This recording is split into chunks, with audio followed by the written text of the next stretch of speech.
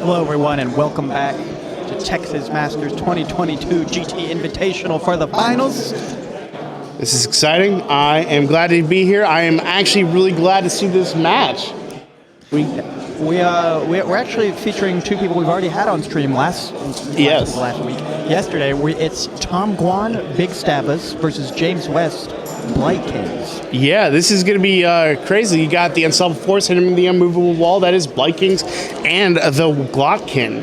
Yeah. We saw how how a match kind of like that played out, where the daughters just completely bounced off of the Blight Kings earlier. But and then we saw Tom with his Big Stabbas stab the absolute crap out of some giants. Yeah, basically exactly what they were designed to do. I know we've already talked about these lists yesterday, but we can go ahead and go through them again.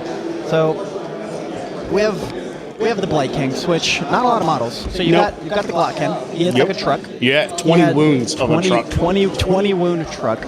He has Blight Krieg. So he himself or another Maggotkin of Nurgle unit can charge in the enemy movement phase. Oh, yeah? At the end, at the enemy movement phase. So just before their charge phase. He has horrific opponent. That's one that allows him to roll against the opponent's leadership, and if they don't run away, they take D6 mortal wounds, right? Correct, yeah. Yeah, that's insane. That's pretty good. Yeah, so that's his big heavy hitter, his big truck. He also has his blowout rot spawn. Yeah, and that's the thing that was like spawning flies, just doing mortal wounds, being annoying. Yeah, he's there to sit around and flies everything. Yeah. There's mortal wounds on a 2-up in an aura around him. Thinks has disease counters as well. It's a pretty strong model for 300 points. It's also a really good caster. He does have Plague Squall on that. I believe it's just like a mortal wound spell or something. No, it's a roll, I believe 7 dice for each 6. Give out a disease point to a unit within range. Yeah, that's pretty good. Yeah. He's also got his 20 Putrid Blight Kings. Yeah, and this is the core of the army right here. It's the Blight Kings. There's battle line unit. And they're hunters of the Heartland, so they can't be monstrous rampage. They can't no monstrous rampage against them. They have a 4-up save. Yeah. They have a 5-up disgustingly resilient ward. They also have their attacks, like where they do damage after the fight phase is done. Yeah, they're relentless attackers. Yeah, do more mortal wounds just for hanging out. And then at the end of the turn, their disease tokens trigger, doing mortal wounds on 4-ups, depending on how many they have, going back down to 1. Yeah, it's a pretty Nurgle list. Kind of wants to sit around. He wants to be near you, dealing mortal wounds, sit around. Just Nurgle-y and almost unremovable. Just projecting his force via the auras. Yeah. So we're gonna see if Tom Guan's. Every time I see this, this is just Big Stabbas. Every time I see this, it makes me chuckle. It's 14 units of Big Stabbas and some other stuff. It's a 20-drop list. The big things here are we're gonna have the. Tom almost has as many Stabbas as he has frequent flyer miles. Wow. Oh, that's funny.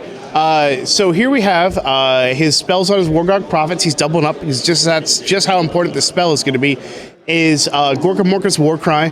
That if he goes off, he chooses a unit or a model rather to fight last. And that's how many individual units of Big Stabbas he had is really important. Yeah, this was very pivotal in his game against Giants. 100%. So he can make the Giants fight last, so every single Big Stabba around it could stab the Giant before it cracked back. Yeah, and now against it, we saw that he went into the 3 little Giants and just absolutely mowed them down because they couldn't do anything about that. It's going to be a little bit more difficult. He's going to have to decide a little bit more. Give it a little more thought to where he wants to throw that spell this time around, because there are those multiple units of plague dudes who are Blight Kings, thank you, that are just going to be there, and you just have to figure it out. I imagine he's going to go for the 10-man unit if he gets the opportunity to make sure that flights list. But then he also has to worry about the Blob and the Glottkin. That Glottkin's really good. It is really good, but the Glottkin is kind of the one thing in James's list that Tom is kind of specialized in killing. It's a monster. It doesn't have a very good save. It has a whole bunch of wounds, but Tom has a lot of Big Stabbas, and that's kind of their entire purpose in life, is to stab big monsters. So yeah, like it's in their name. They're Big Stabbas. Yeah, so we'll see how that goes. Yeah. Tom's general is a War God Prophet. It has glowing tattoos, 4-board. Yeah. It makes it slightly better from the actual army-wide war paint, which is a just 6-up 6 board. up. So army-wide 6-up board. Another one of his that prophet also has the Gorkamorka's War Cry as a spell. Yep. It's another prophet with the same spell, and also Mork's Bony Bits, +1 to casting, dispelling and unbinding for each enemy unit. For each enemy monster within 24. Yeah. Again, it's an anti-monster list. He might get +1 for the Glottkin. Who knows? And then he also has a Savage Big Boss, which has a little bit better tireless trackers, but other than that, kind of hits pretty hard. Yeah. The big thing is the Savage Big Boss is a tech piece. We're probably going to see him commit it late game like he did against the Giants, where he charged it in at the end because the Savage Big Boss has a once per game ability. After it fights, it could choose an eligible Orc boys or Orc unit to fight instantly after it's done attacking. So what we saw is he went in with that, popped it, and then he had 2 Savage big stabbers going and absolutely destroy a giant with it. So, and by doing so, that's actually how he won the last game, was Slay the Warlord doing that. Yeah, and he also has the Orc more boys and 1 unit of regular Savage Orruks just to fill his battle line. They're in Hunters. They might do a little bit of screening. They might just sit on back objectives. Yeah. Honestly, they're there just to fill the battle line. Yeah, he has Burning Head in his list, but we didn't see it in our game against the Giants. I don't know if we're going to see it against this. Maybe to potentially screen a little. He might cast it turn 1, but other than that, once he gets into range, he really, really wants to be casting Warcry. Yeah, and Nurgle is a slower army, so we probably will see that come out this game because he's going to have time to get in position, kind of get where he needs to go before he goes in. Yeah, a couple of other allegiance abilities. Obviously, for Nurgle, they have their Disgustingly Resilient, they have their Cycle of Corruption, they have their Disease Token system. So they're doing all the normal Nurgle-y things. Yeah. But you don't really see Bonesplittaz too much. So I just wanted to go through... Oh, wait, hang on a second. Drakfoot. Yeah, they have the Drakfoot, which is Strength of Purpose. So ward saves cannot be made for wounds or mortal wounds caused by attacks by Drakfoot units, which is everything. Yeah. So no Disgustingly Resilient. No Disgustingly Resilient. Well, technically yes. No Disgustingly Resilient. Yeah. Which is going to be huge. It's going to be massive. They also have tireless trackers, which basically half Tom's army gets to move up 5. Yeah, that's really... Warpaint, like I mentioned, 6-up board. Spirit of Gorkamorka. Every Bone Splitter's melee weapon in this army, which happens to be, I don't know if you noticed, all of them. Right. Exploding 6s on to hit.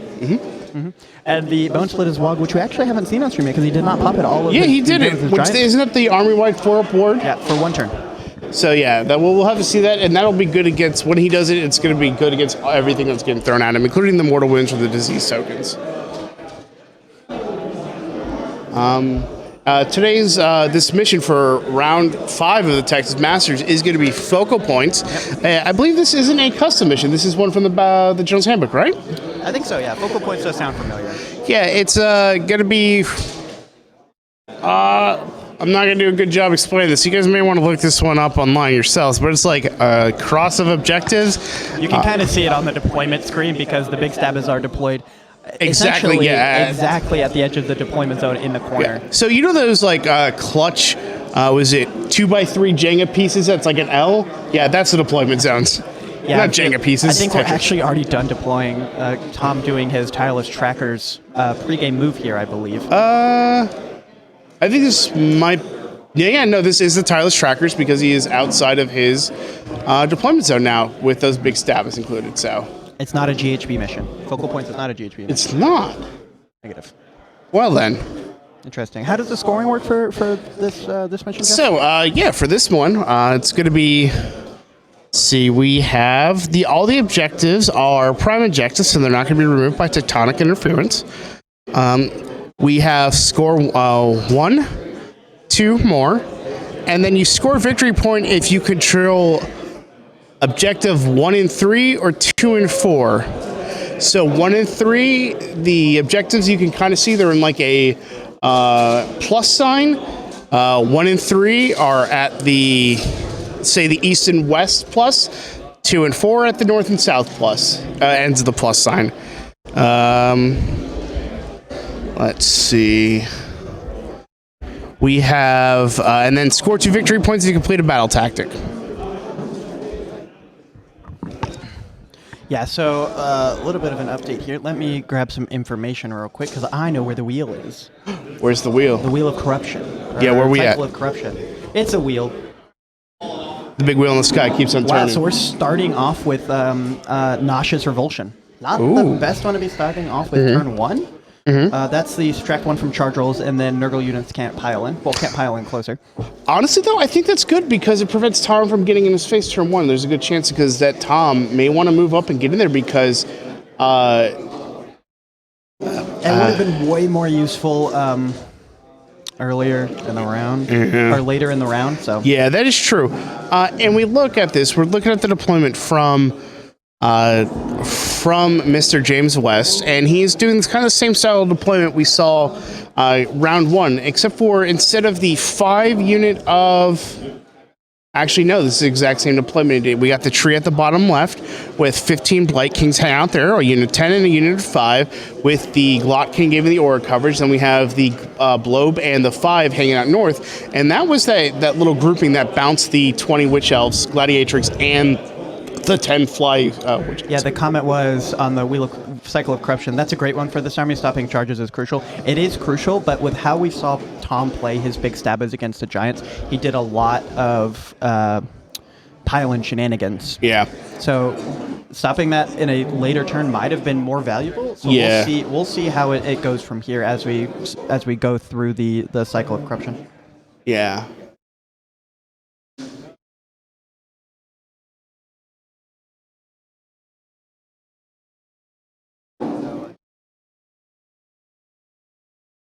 And Tom is going to need to be really careful with his movement here to make sure he doesn't get countercharged from the ability of the Glottkin.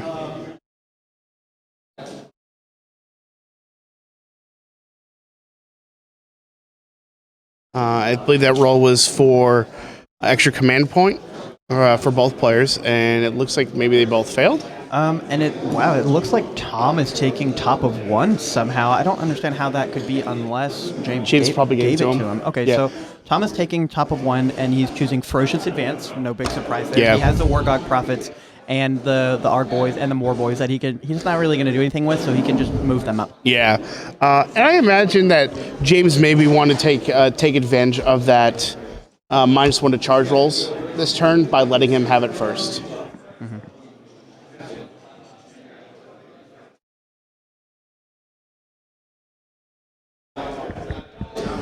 And the final fling from those big stabs, that was the thing that Tom was using to great effect, that when they died, they did additional damage to the monsters, mortal wounds. When they die, you roll dice. And you get plus 2 to that roll if it was a monster. So to do that against the Blight Kings, Tom is going to need to roll a 4 up to do D3 mortal wounds when those big stabbers die. So it's going to be a little bit less guaranteed damage.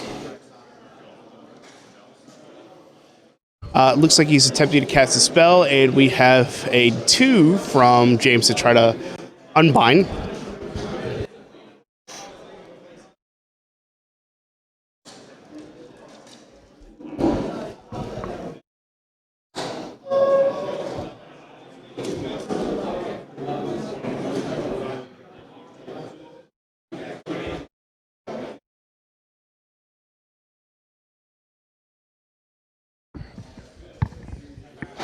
Burning Skull coming out. Wow, yeah, the Burning Head actually coming out from Tom here.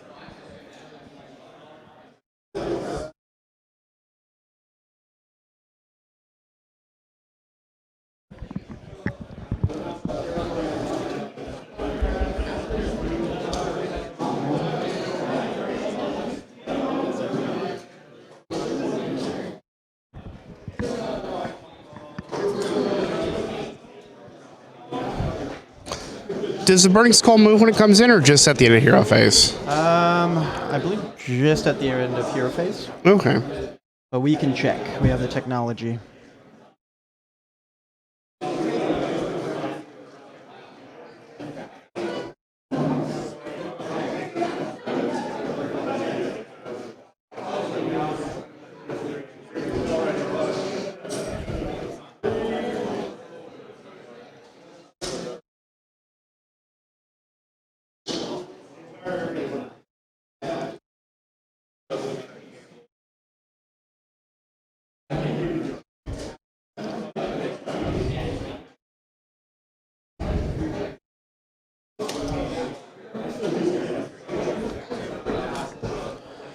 For a second, I thought we hadn't even gotten to Tom's movement phase yet, because I was still thinking of him doing his pregame moves. Oh, yeah, no, we're there now.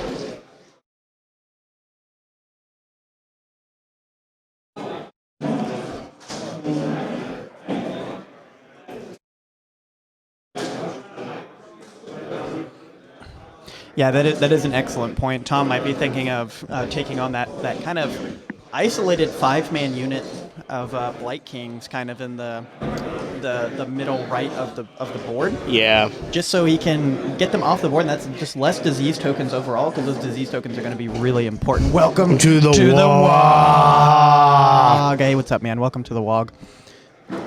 Yeah, so moving up more big stabbers. Yeah, that's probably he's going to try to take that out, because a lot of the traditional Nurgle resilience here is going to be negated by Drakfoot. That is true. Blow up nearby is going to kind of make that difficult, just because that flies. Yeah. Mortal wounds is going to be nasty. I think a good indicator how the rest of this game is going to go is how this little combat's going to go up top.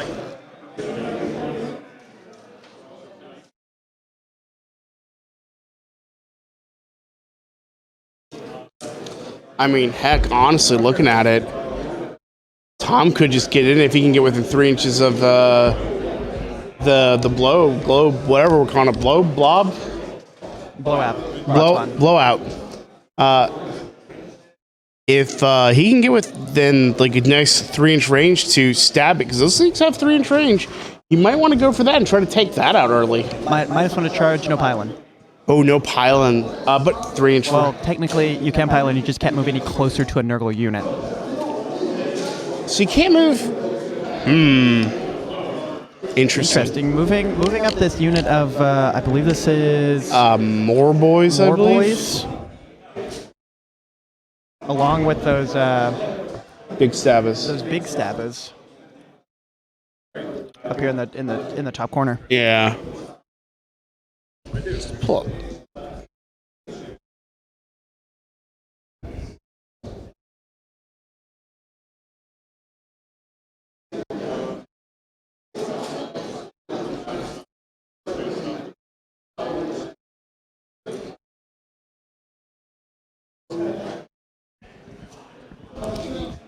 Tom making a really aggressive move turn 1.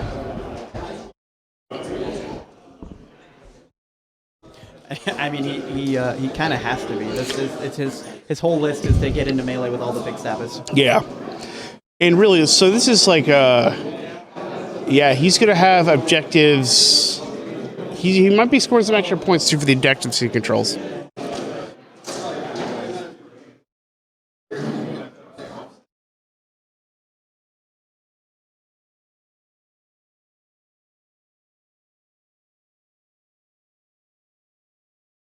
Yeah, I am starting to come around. The comment was, Tom's army went 1 Alpha Strike, the -1 charge and limited pylon could make that very difficult. I'm starting to come around to to that sentiment as well. Yeah. Just because this turn 1 is extremely important to him, especially since he's spreading out a little bit and he's going to let James kind of pick which fights he wants, and he's not going to have as concentrated a big stab of front as he did against Gargants. Yeah, because he is going to have to spread them out because it is multiple units that he's going to have to deal with and not just 4 big things.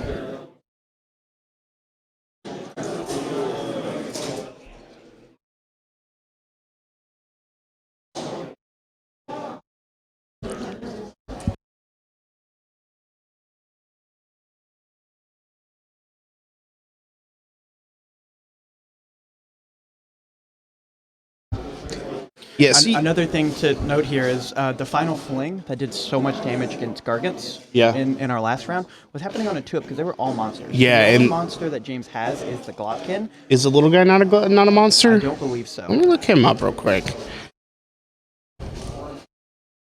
The little guy is also a monster. So the Rotspawn and the Glottkin are his only monsters, but against the Blight Kings, the final flame's only going to happen on a 4-up, so it's a lot less reliable. And honestly, I think they have enough bulk as is, even without the disgusting resilient, that they'll be able to survive a few final flings.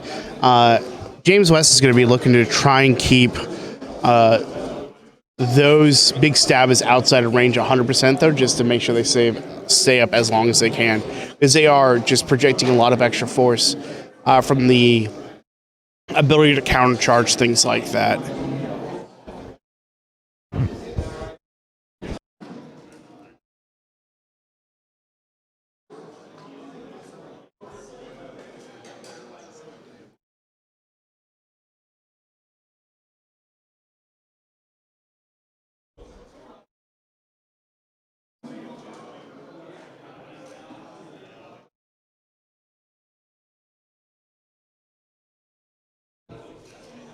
We are not running with the new GHB rules.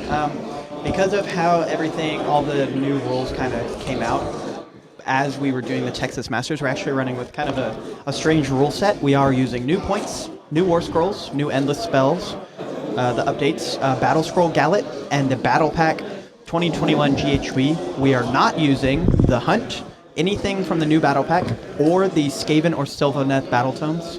And everything else is standard beside those. Yeah. Tom moving up, I think this is just the boys moving up. And if you guys look on your screens, because we talked about objective points 1 and 3, 2 and 4, and if you control both, you get extra points. They are actually color-coded for our convenience on stream. The 2 and 4 are the lighter ones, and 1 and 3 are the darker ones. So if a player controls both of those, they get an extra victory point.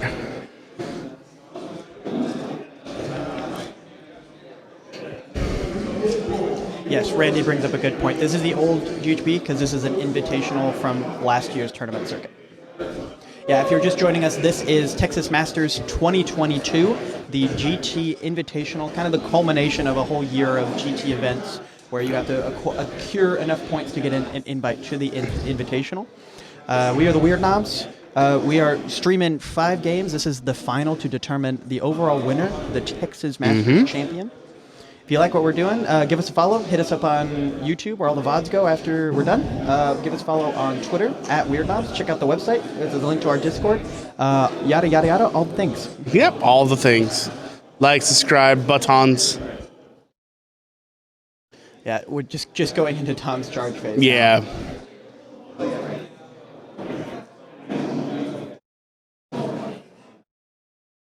He really wants to make as many of these charges as possible. possible. That is the unit going in, the big unit. Yeah, either the Savage Boys or the Moor Boys. Honestly, they all look the same to me. All those orcs look the same to you? How dare you? They don't have clothes on. Ironjaw's I can pick out. They're just all naked orcs with things and big stabbers. Yeah, so failing any of these charges wouldn't be the end of the game, but it would not be good. Yeah, and I think he may have enough to do some significant damage. And now, mind you, since he can't pilot any closer, he needs to be very particular where he's placing these models right now. And it looks like the intent is to stay out of 3 of the little thingy, because you see that 3-inch melee indicator stick out. The rot spawn. Rot spawn. I'll eventually get it right. Rot bro.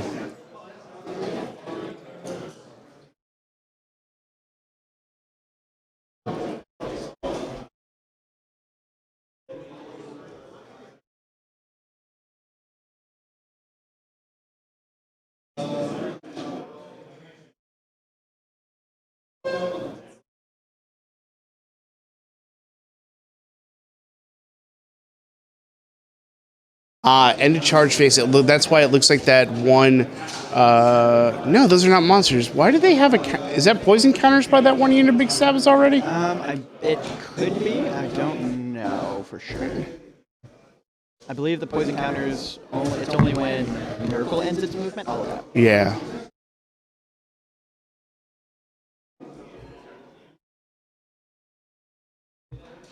So it looks like Tom failed to do any damage with his first attack from the big Sabbath, I believe. Oh, wow. It's at the end of the movement phase. Just the movement phase. And the end of combat phase. Yep. Give one disease token to each enemy units within 3 of a Nurgle unit. Yep. That's rough. Yep. Yeah, those are going to be a huge thing in this game, especially since the next the next cycle in the cycle of corruption is rampant disease. So add 1 to disease rolls that you make. That means you get mortal wounds on a 5 instead of a 6. That's really good.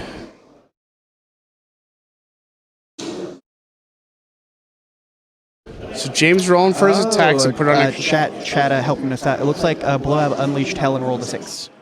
Oh. So put some mortal wounds onto that unit of Big Stabbas. Nice. Unit of Big Stabba going down. It looks like he did get his 4 for the mortal wounds. Oh, I apologize. Mortal wounds on a 3-up instead of a 4-up. It's not a 6-up to a 5-up. It's a 4-up to a 3-up. Too many rules, man.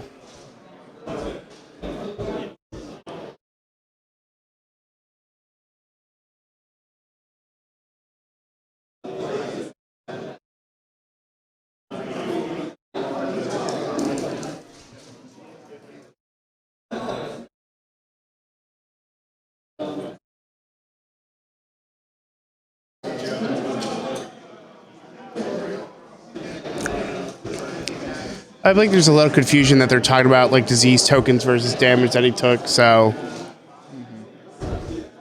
yeah, this is an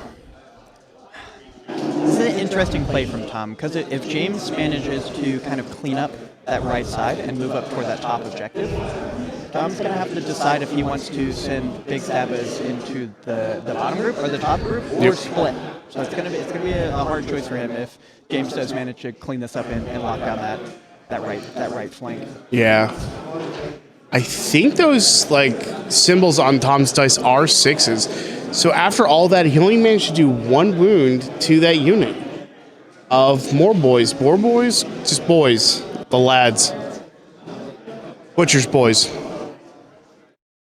It's either Savage Orruks or Savage Orruk More boys. What's the difference? I don't actually know. More boys has more? I didn't actually look it up last time because they didn't come into play in the actual game.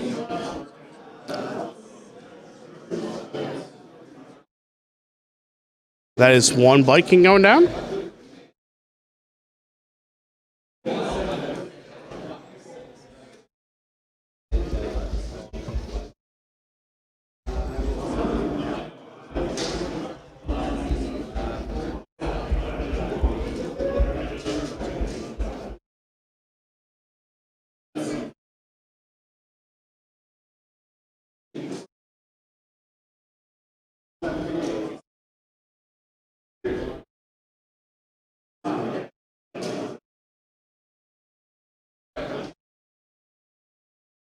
I believe that those last few rolls were for the disease tokens.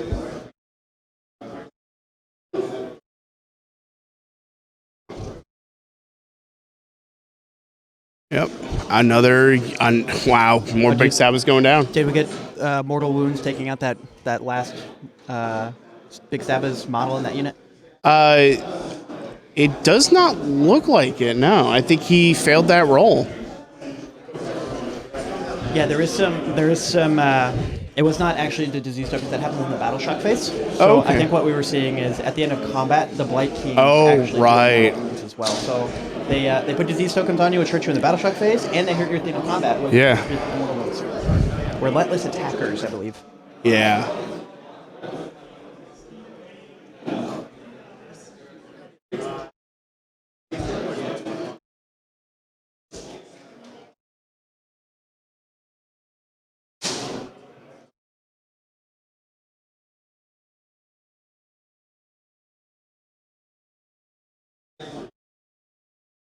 I believe that 2 may have been a roll for Battle Shock.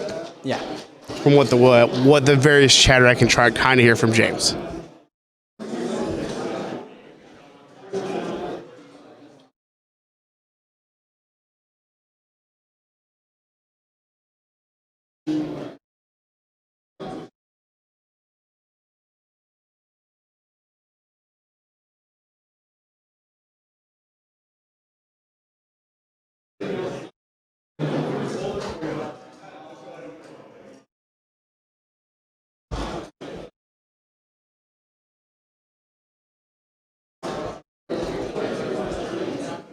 Yeah, so to answer your question, Jeff, there's not a whole lot of difference between Savage Orruk and Orruk More Boys. Oh, okay. They have different abilities, different save, but overall they're kind of the same. Oh, okay.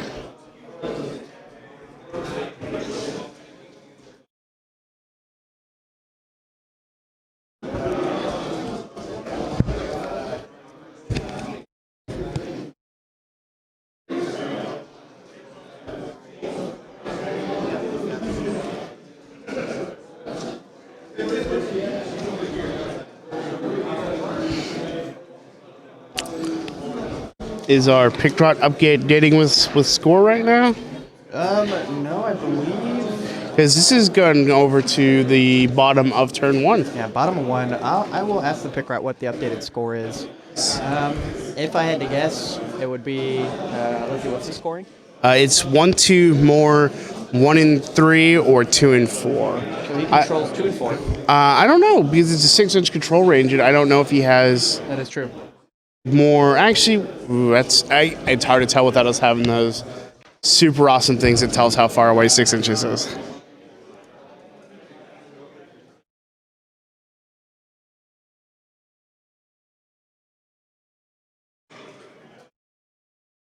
But we can safely say a 1-2, at least 2. 4 for the battle tactic, I can guess, because it was ferocious advance, right?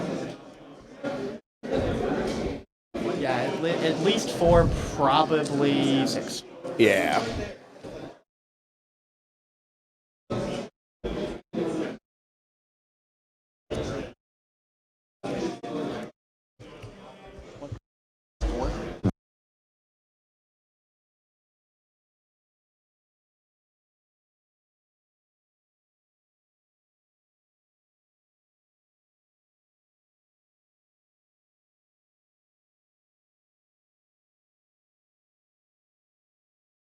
Wow, still at top of 1. Actually, this is interesting. I guess they're talking it out, rolling disease tokens and stuff like that. We do have a confirmation that these Orruk boys up here are just regular savage Orruks, not more boys. Okay. So confirmed that was a 6-point turn for Tom. That's a good turn for him. And remember, like we saw, though, at our game with James, last game James was on stream, he was down at the beginning, and then he muscled his way up. Yeah, that's kind of what Nurgle wants to do, is play the late game.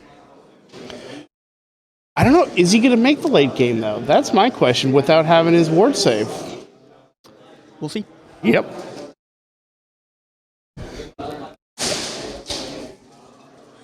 Somebody in the hall just dropped all of their dice on the ground.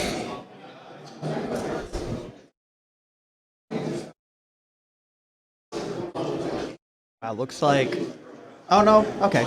It looks like James is going with Monstrous Takeover. I was going to say that's a bold move, and then I realized Monstrous Takeover is actually pretty easy, especially when your opponent has no monsters. Yeah, and you do.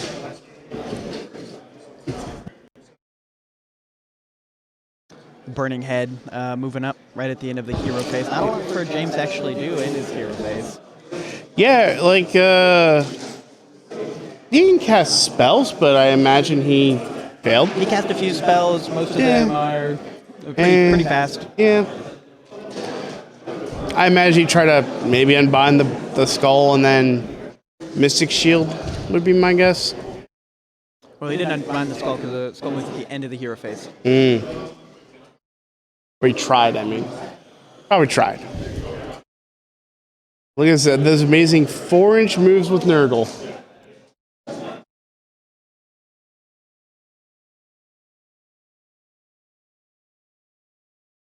Yeah, James likely trying to charge here and get as many disease tokens on as possible. Yeah, in preparation. Stacking up those mortal wounds. They do go back down to 1 before next turn, before the disease. True. He gets the buff to the disease token roll, but getting some mortal wounds on starting now would be probably ideal for him. Glottkin moving up. He's not afraid. Yeah, I imagine he's trying to get as many mortal wounds as he can in his turn to force some battle shot test around the table, trying to make him pick where to go. Actually, sorry, take that back. These are multiple small units, so it doesn't matter.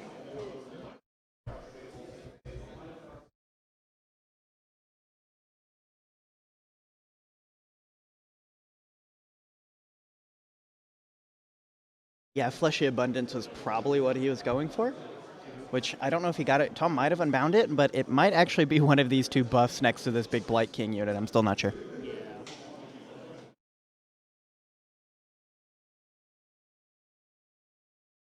Strongest pile of stuff ever encroaching on the table space. We got something to the left, measuring stick, dice bag, phone.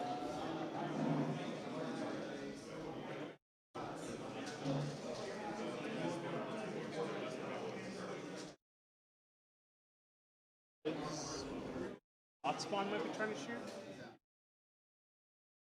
Yeah, I believe the Rotspawn is the only ranged in James's army, unless the Glottkin has a ranged attack, which I don't think it does. Let me double check. Oh, it does. It has a gut spray. I totally forgot about that. Oh, it has a lot of gut spray, so it could be the Glottkin or the Rotspawn shooting right now. Yeah, I saw 2 dice being rolled by James. I think it might be the Rotspawn. Yeah. The Rotspawn is D3 attacks. It looks like he's... I'm assuming it's a Wargog up top, or it's the... It's Wargog because the boss is at the left of the screen between these other 10 more boys and Big Stabbers. He's hanging out up there.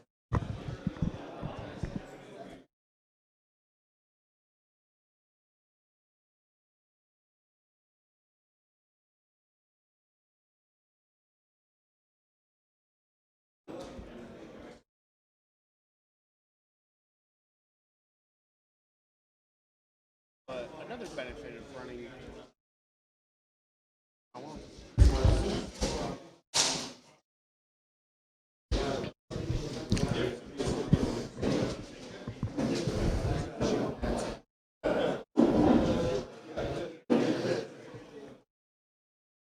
James trying to decide where to shoot with the Glottkin because, again, like the Giants player ran into, multiple small units. It's not going to do that much damage. Yeah, he can either take out.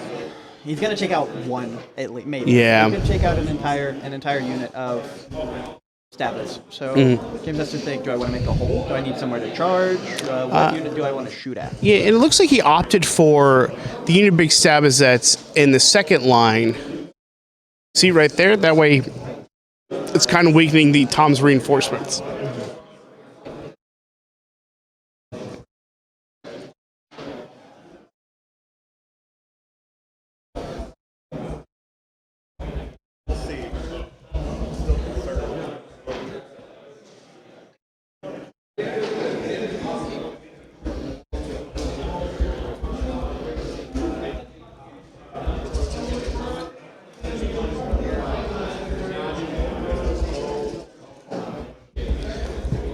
James.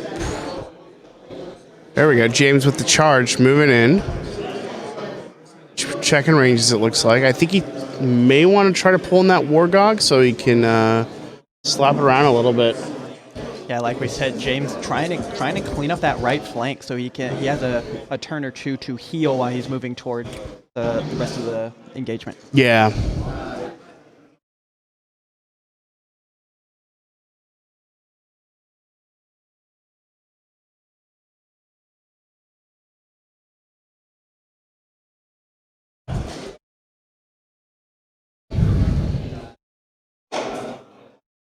I think James is contemplating charging with his Glottkin right now. Yep, here we go. That is an 8-inch charge. That'll get him exactly where he needs to go. Yeah, if he can take out a couple of units while staying outside of range, outside of 3, that would be ideal, especially since there's no pile in, which it doesn't matter a whole bunch to the Big Stabbers because if you're inside of 3, they can stab you anyway because they have a 3-inch range, but just taking out some of those Big Stabbers before they can kind of congregate and do their stabbing thing. Yeah. I actually even during the last game when we streamed Big Stabbers, I didn't know what the Wargog Prophet did. I didn't know that the Wargog Mask ability was crazy. Oh yeah. Yeah, isn't that the one that is... Does it still give command points, or do they change it? You can stare at the enemy, and basically you can just keep rolling mortal wounds until the enemy unit dies or you die. Pretty good. How do you take damage yourself on a 1 or something? On a 1 to 2, this unit suffers D6 mortal wounds. Neat. I'm a big fan. pretty me good. of the phosphorite gauntlets, but more destructive to yourself. Yes, very orky. Yes, he failed. He failed the charge and did a command point reroll.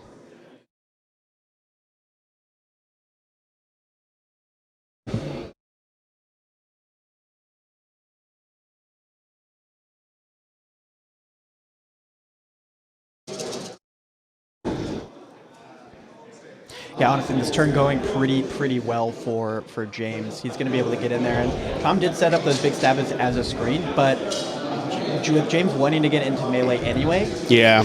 Killing big stabbers, regardless of if they're a screen or not, is basically what he wants to be doing as often as possible.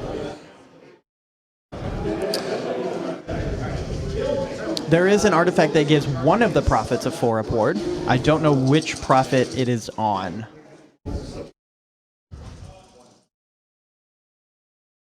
Because there are 2 Wurgog prophets on the field.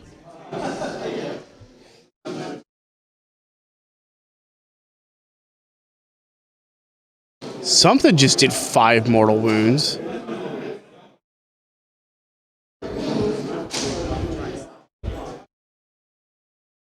Oh, Glottkin gets AoE stomped, doesn't he? I believe so. Yeah, that's pretty good.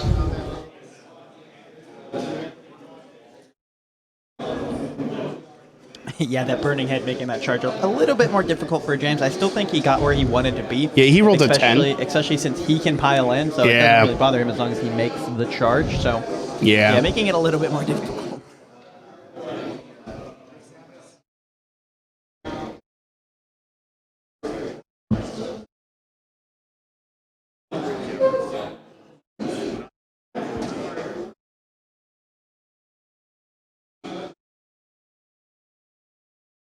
Into movement phase, just adding up more of those disease counters. Mm-hmm. Stacking them up.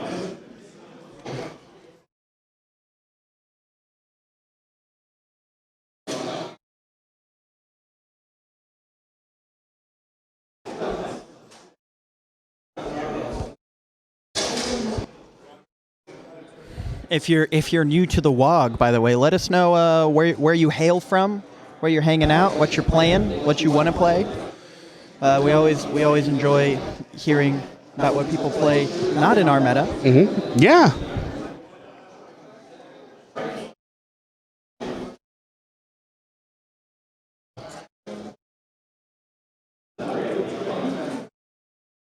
Yeah, James is betting quite a lot here on not on taking priority in turn 2. Allowing Tom, or not, I guess if Tom gets priority in turn 2, it's going to be real bad for James. Yeah. So one of the problems is I think Tom's kind of trapped himself in there in the bottom combat because he's got that unit of boys just kind of hanging out with his big stabbers, and it's going to cause some issues when he wants to maneuver, try to get those big stabbers in a decent position to charge. So I think what Tom wants his screen to die so that he has more room to get better charges. Canadian Bonesplittaz playing here. Well, you're in luck, because we got some Bonesplittaz on stream. Virginia here, painting up some Nurgle for next weekend. Well, you're in luck. We have some Nurgle on stream. Although I hesitate to call this Bonesplittaz and more of Big Stabbers. It's Blight Kings and Big Stabbers. Yeah. Yeah, let's be real here. It's Blight Kings versus Big Stabbers.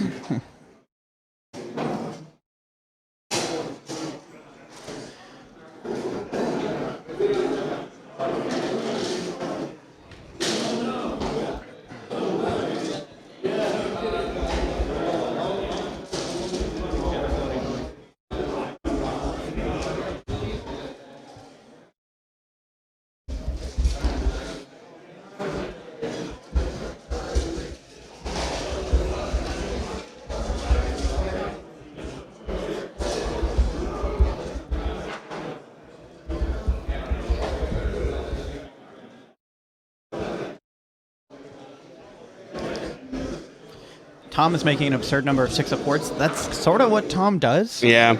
He's also leaning on our table. It's very frail. I'm sure it'll be fine. Have you seen Tom? Yeah, Tom is also, I hesitate to call him frail. He's very, Not wargamer shaped. Yeah, someone in the chat confirming he's very frail. Yes. So I know we're supposed to be unbiased, right? Uh-oh. Hot take. I'm not sure how I feel about a Californian coming into Texas and taking all of our stuff again. No, he grew up in Houston. Houston Red Alliance claims him, and hey, if he got enough points to get an invite to Texas Masters, he can take it, and that's fine. Okay. But can anybody truly claim Tom? Yeah, everyone can try. Putting a little bit of damage on that Glottkin here with that unit of big stabbers right in front of him. Gonna have his work cut out for him. I was gonna say trying to cut through the disgustingly resilient phase, but that's not he's really already done that.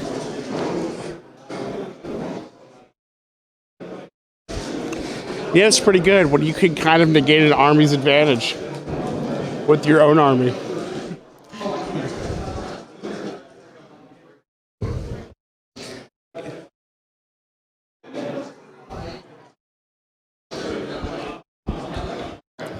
Expatriated Harambe's hero in Chile. Damn, that sounds nice. How's that? Is it Chile? Yeah, Chile. Yeah, is it Chile there? Moving on.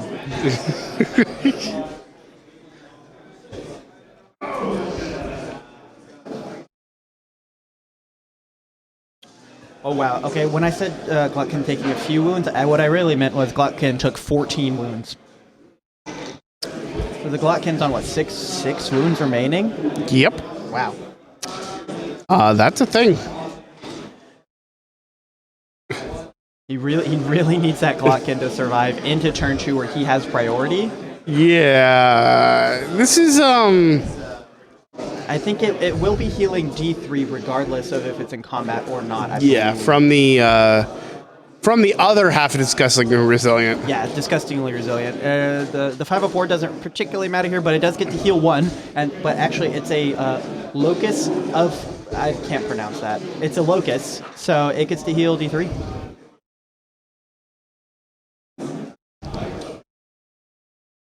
To a model instead of 1. If that model's... Oh, yeah, sweet.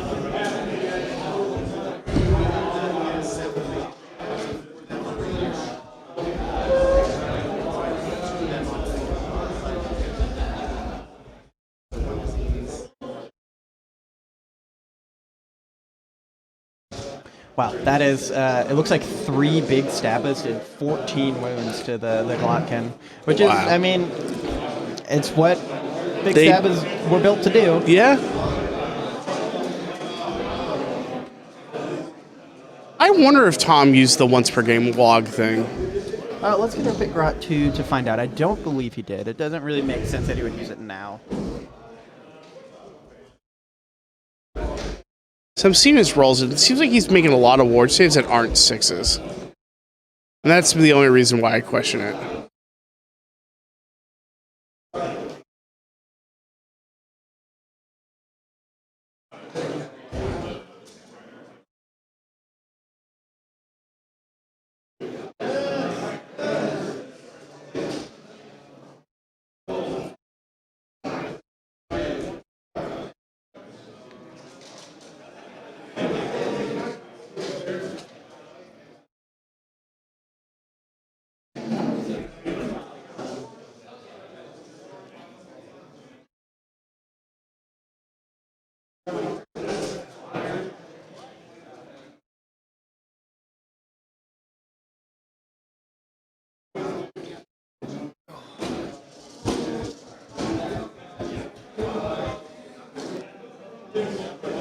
Yeah, we're unsure if he actually wogged, but I don't think he did.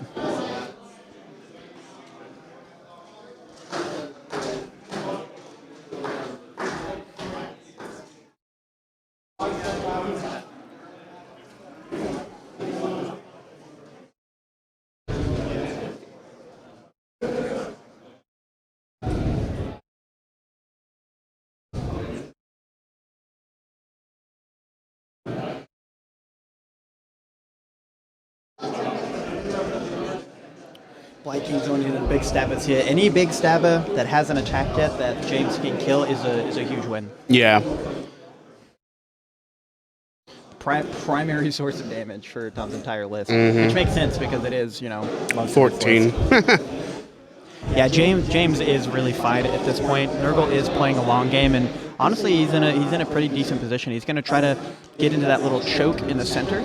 Yeah. And just sit there and put disease counters on, and then hopefully by the end of next turn, with the 3-up mortal wounds on the disease counters, he can really put in some work and kill a lot of big stabbas and orc boys. This is also a lot of combat for bottom of 1.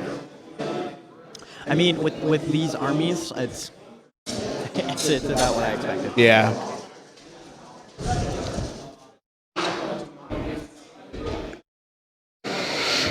I'm gonna go ahead and put the scoreboard back on, but there is a tree down here. I don't think it'll matter too much, but there is one of the Nurgle trees down at the bottom.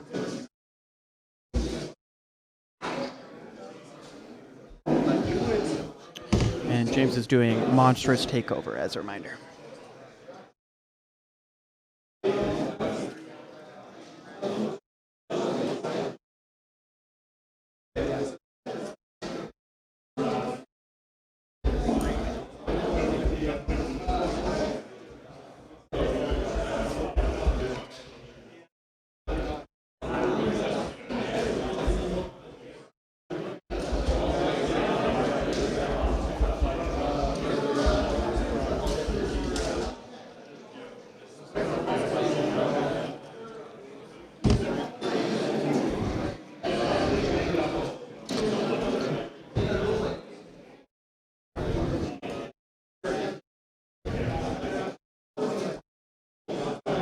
The Glottkin down to 6 or fewer wounds, depending on if those big sabbas did any mortal wounds on the way out.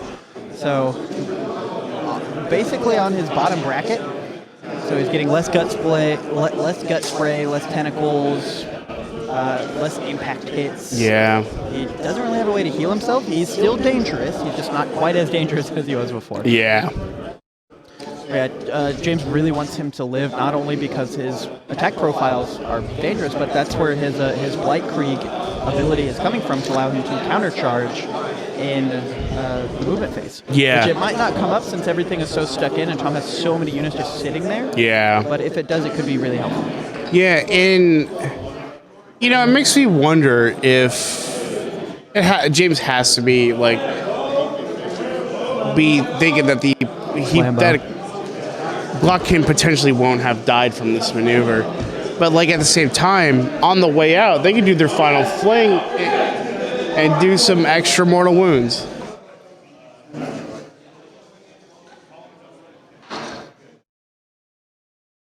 I do not know how the finals of doubles is going, but I can find out. It's doubles, so it's a thing.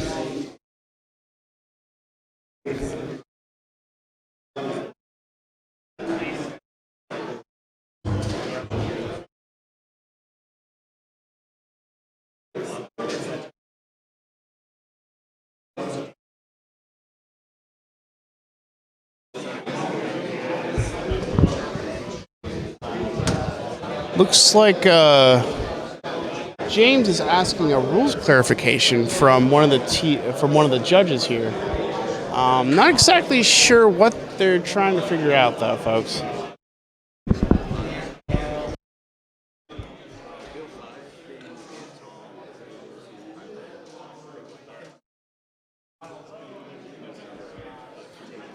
Wow.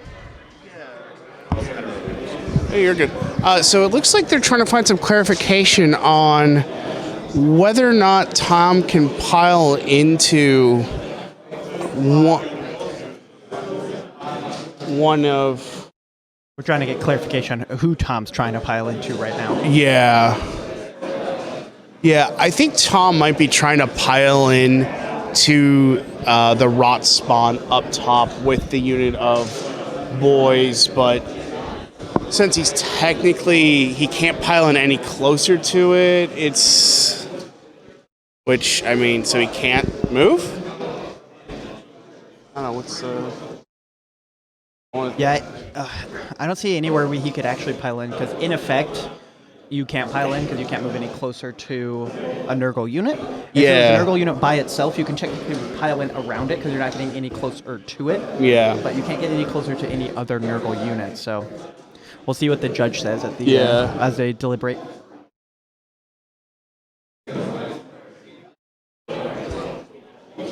Huh? Yeah, it looks like they're actually getting another judge over here so they can get their opinion as well, because this is a pretty important attack right here. Yeah, we're getting the grand judge, Matt Taylor. Yes. Here. What do they call him, the Grand Poobah?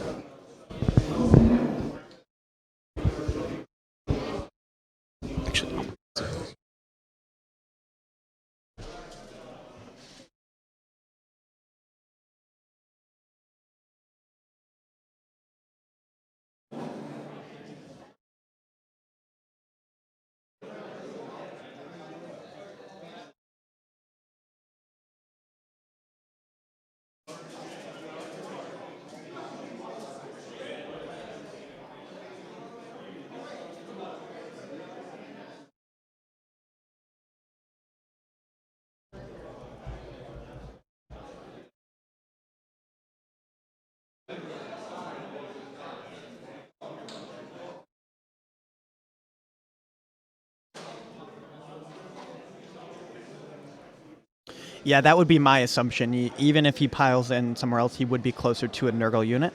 So.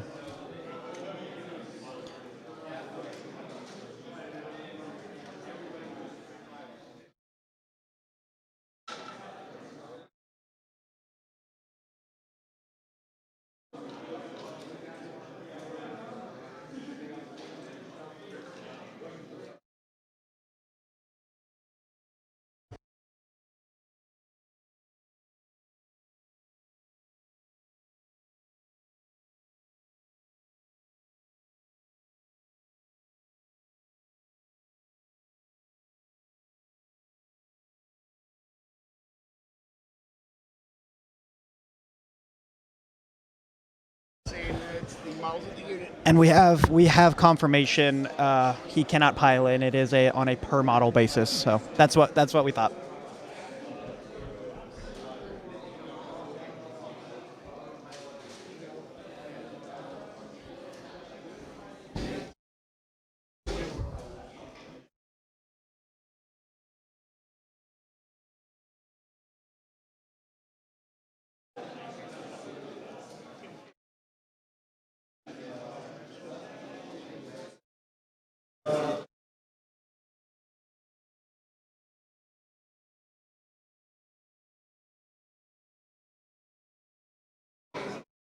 James, however, free to pile in wherever he wants. Yup.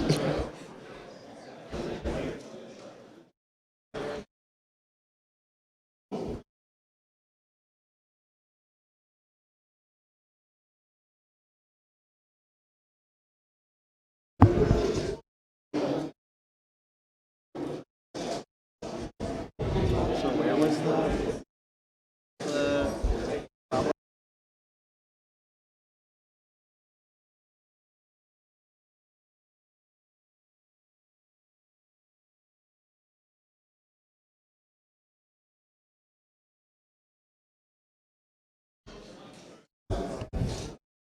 Yeah, so we got some clarification on the rules judge question up here in the top right. The question was, since this boy right here was already within half an inch of the blow up, could other units pile in as a unit in?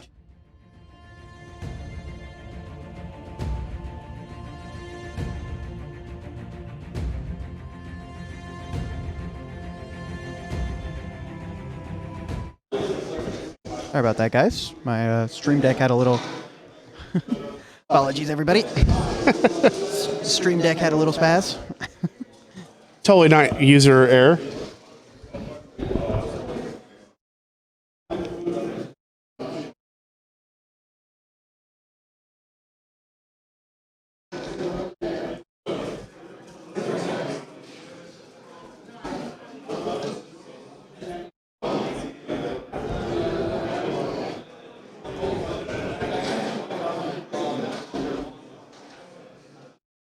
Yes, the comment was also of note. James does get a disgustingly resilient from the final fling. He does because that is mortal wounds and not an attack made by a Draftfoot unit. Oh, that's interesting. Well, that's good to know for James, at least. That is a lot of ones and twos.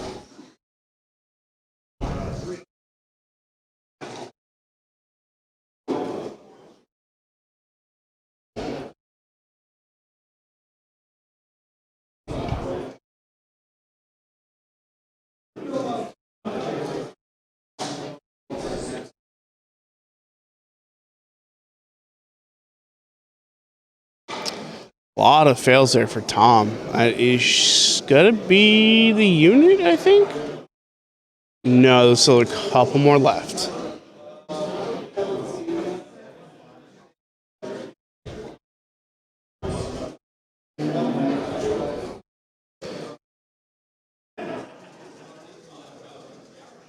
Tom going with the big stab. I think using all-out defense. Or auto attack, excuse me.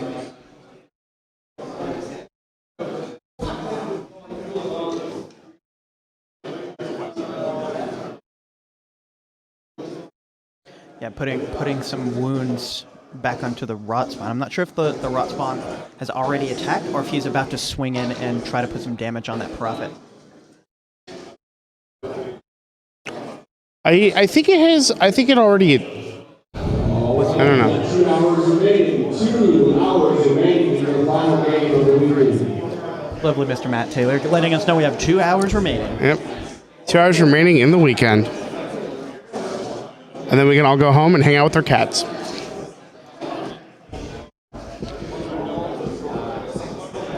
I believe these are those top Blood Kings thrown into those 2 remaining boys in that unit, and that is the unit.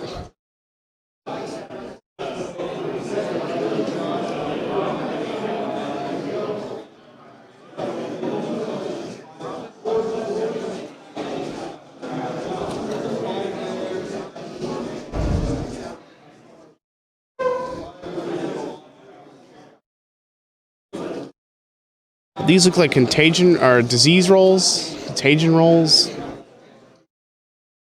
Yep, just rolling for those disease tokens, I believe. Ooh, that's putting some more damage onto Big Stabus. Yep, Tom making some pretty decent saves with his tattoos.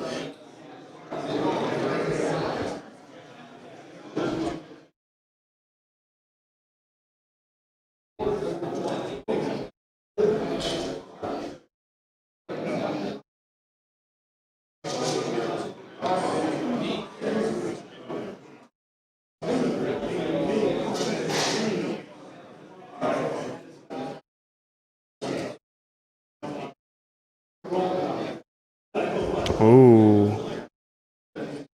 Was that a battle shock test? For The big stab of those up there engaged with the blow, but I think it is possible, but I do think they're still rolling disease rolls, so it might be that. okay. It was either a disease roll or a battle shock. Either way, that unit of Big Stabus by the rot spawn is gone. Yep. And it's only the prophet left. You know, I think it was a disease. I think it was battle shock because Tom rolled, and since it was a 6, otherwise it would have been a what's it called? Saved on the disease roll.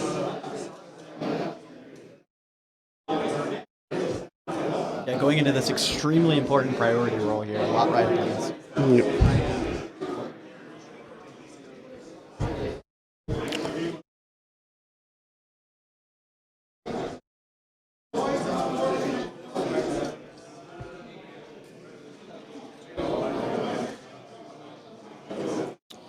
Uh-oh, looks like Tom won the priority roll, and he is taking top of 2. That is extremely unfortunate for James. We'll see if he can weather the storm of Big Stabas. Yeah. James only scoring 4 points. Yep. Was not able to control the either the evens or odds points, but still doing a good job of clearing off that north flank. All that's left up there right now for Tom is that one Wargog Prophet, and I believe those 2 big stabbers that are hanging back in reserve. Yeah, I believe the ones at the top next to his dice are dead. And just to update everyone, we are now on the cycle of corruption. We're now in rampant disease, so we're adding 1 to disease rolls. Full stop. So mortal wounds on a 3-up instead of a 4-up this turn only. Yep, pretty good. And pretty good. You get disease tokens at the end of movement, at the end of battle shock, and at the end of every battle shock. Or before. At the start of battle shock. Sorry, at the start of battle shock, you roll your disease tokens for mortal wounds. Yeah. Yeah, that makes it far more devastating than after battle shock is being rolled.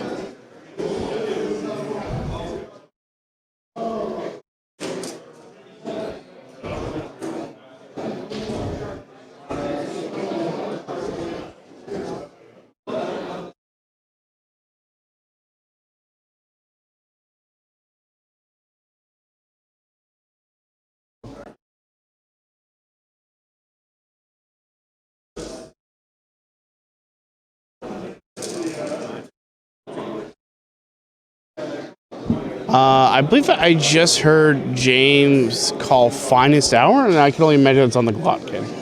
Potentially, yeah. I couldn't imagine him doing it on the Rot spawn. Yeah. Since he needs that Glottkin to be alive for the healing, as well as Blight Creed.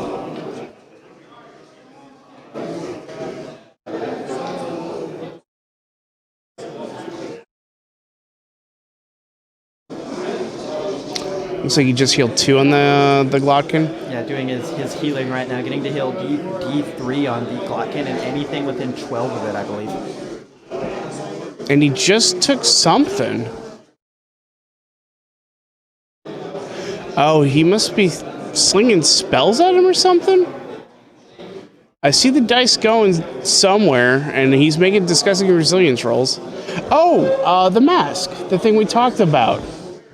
The stink eye. Yeah, Prophet is staring at the Glottkin right now. We'll see if the Glottkin or the Prophet dies first. Ooh, did he just do 6 mortal wounds, or was that a 1? What is going on here, folks? Of note, James is getting his disgustingly resilient saves off of this. Because this is an ability and not an attack. Yeah, ooh, the wounds are ticking up on the Glottkin. Yep. Ooh, whoa, Nelly. Making his t-shirt saves. And I believe this must be the one with the tattoos.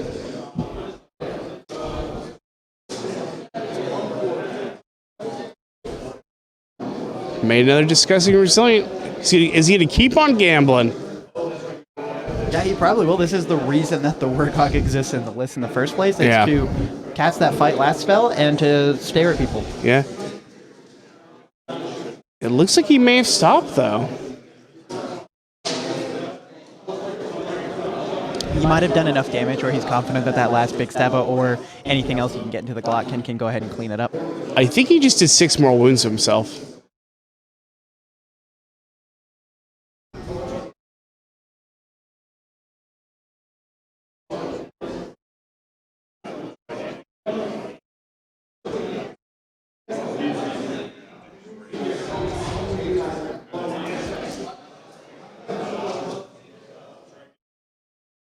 What is going on over there, folks?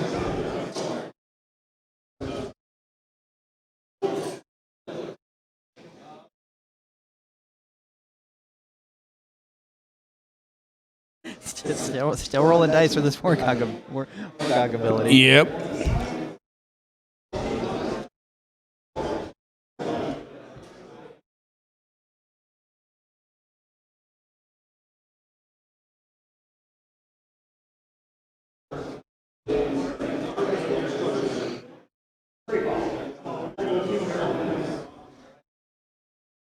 Wargog Prophets have 7 wounds. Yeah, they have 7 wounds, and I believe the one that he is staring with as the foreport. Yeah, he did stop it because it is up to 6 wounds right now. Not willing to risk it anymore.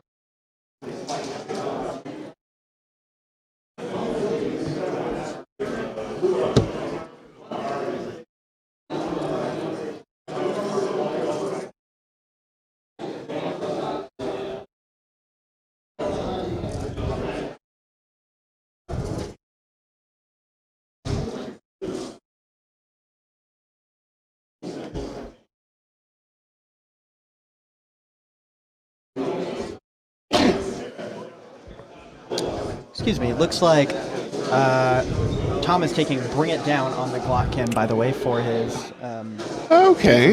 Yeah. Bring It Down on the Glottkin. James did use Finest Hour on the Glottkin, and it now has 4 wounds left.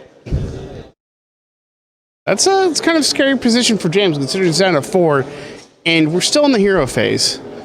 Although it feels like we're watching Lumineth Realm Lords with how long this hero phase is going on. It's just that one ability. Just that one ability on multiple Wargogs. Yeah, if the Glottkin can survive through this turn, which I really doubt, honestly, even with Finest Hour, all that damage coming in, we'll see if it does survive. But if James can get it to survive through Tom's turn and deny him that battle tactic, that would be huge. I don't know how he's gonna manage to be able to do that though. Like, I'm just... Oh no, see, those 2 in the back were alive. They weren't deaths.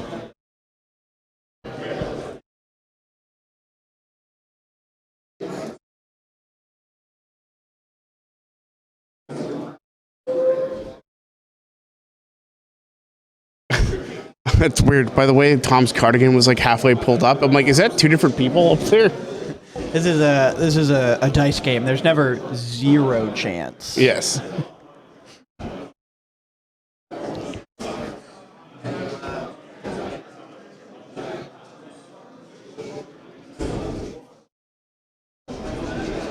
Yep, and retreating that Wargog Prophet away from the rot spawn. Yeah, that's 100% the correct call.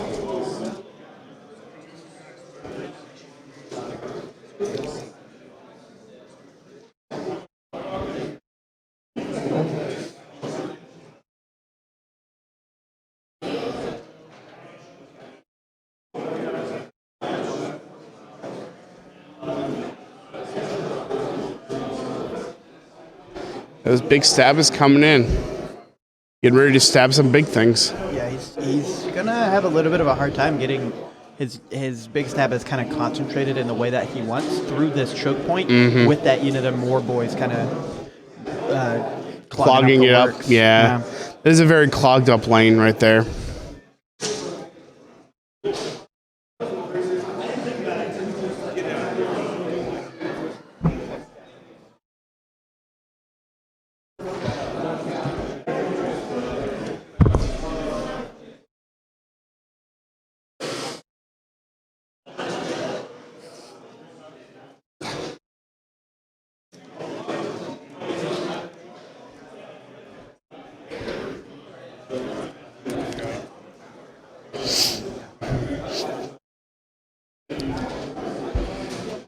You know, looking at it right now, I wonder if it would be more beneficial for Tom to try to retreat the one that is currently engaged with the Glottkin, get it out of the way, clear up some more charge distance, and let a more fresh units get in there. Try to reduce some of the incoming mortal wounds that it's going to be taking due to the corruption cycle.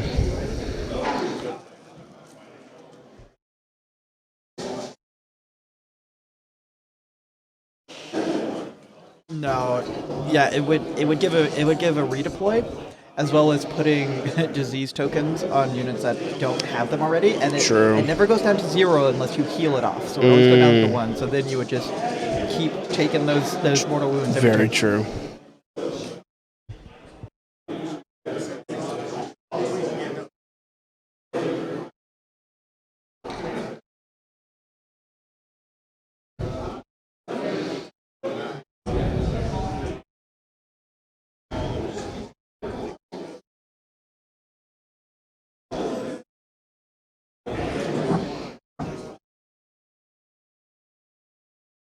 And a movement phase, take up disease tokens on that one unit there.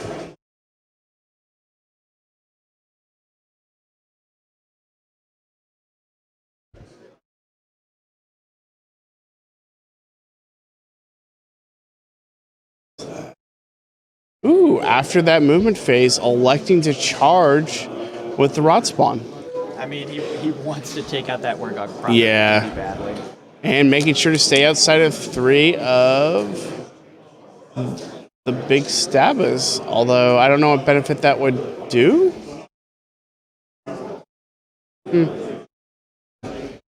I guess trying to make Tom fail a charge roll. You mean these big stabbers up here? Yeah. And so they can't attack in this combat phase.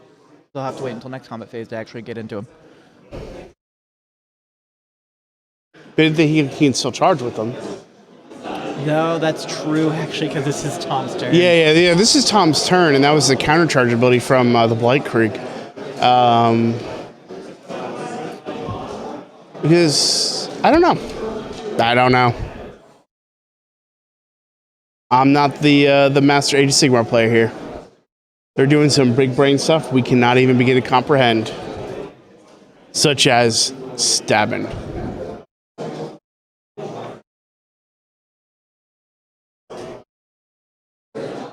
Ooh, out of range with that unit. Oh, spending a reroll. Now he's in range.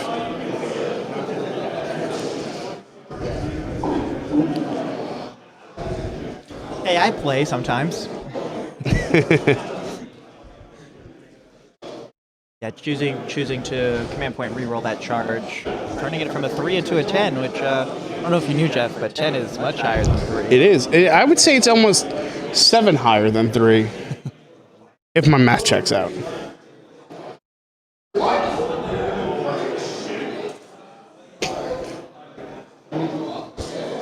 Jeff V, having dice go very poorly for him.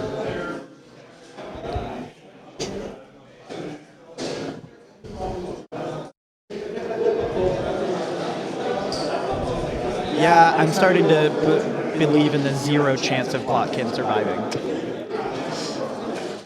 Yeah. Yeah, having the 3-inch range on the big stab is pretty nutty. Pretty big. If you're in combat with them, they can stab you. Yeah. Heck, if you're put on the other tables in combat with anything, they can stab them.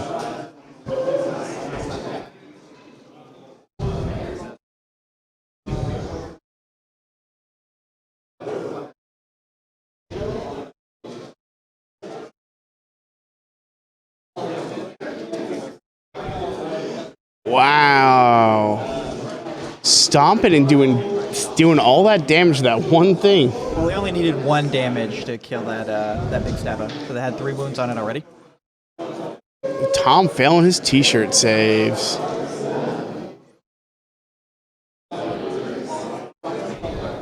Wow, did the Workon Prophet just die? Yeah. All right. He just sat on it. Excellent.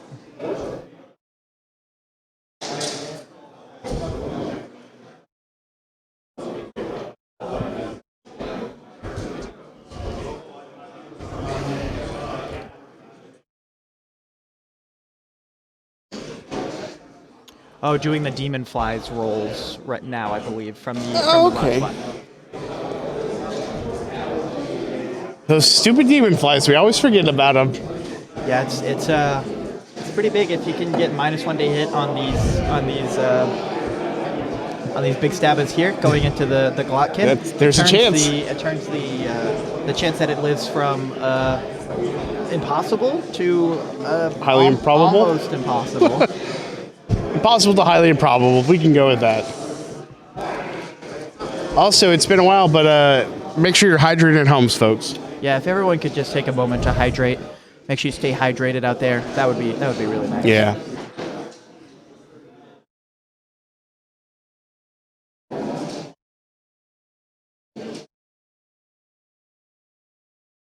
Oh no. And the Glottkin goes down. Yeah, looks like the first attack roll from those big stabbers, the Glottkin is out. And in response, the the Blight Spawn is piling into the other unit. The Rot Spawn. Yeah. Yes, Rot Spawn, excuse me. Jeez.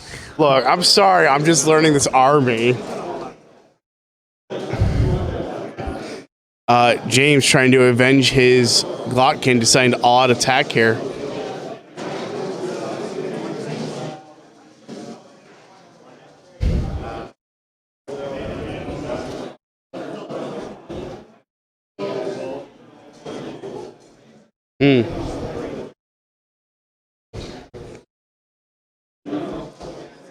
Yeah, that leaves a pretty big hole in On the table. in James's army, and I don't know if he got the points value out of it before it bit the dust. I don't think he did. Also, that was a pretty big hole in my heart where that Glottkin used to be. I wanted to see him do more.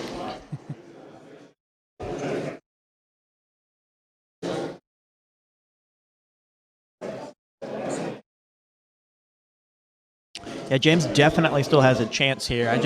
He can still win this. I Yeah. just don't know if he got the points investment out of the Glottkin that he really wanted to. Yeah, it's for y'all that don't remember, that Glottkin is 700 points.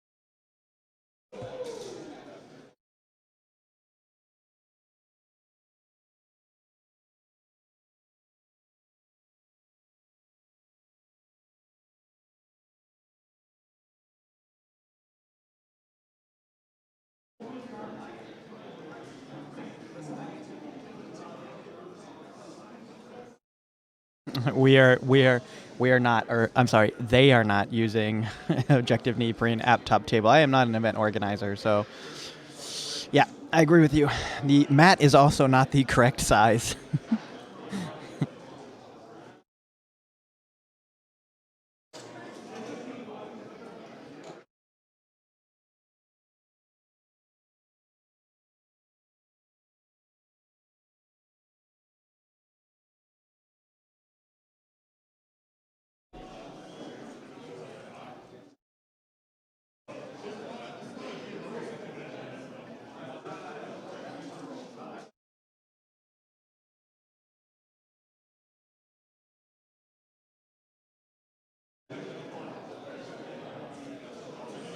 Are we using like chess clocks for the tables? Is that what you're asking about?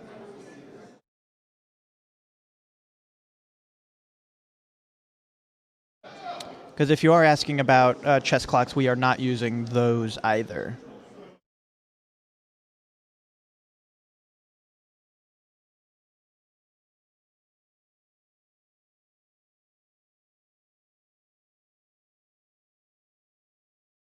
Yeah, we generally don't use clocks for any events in Texas.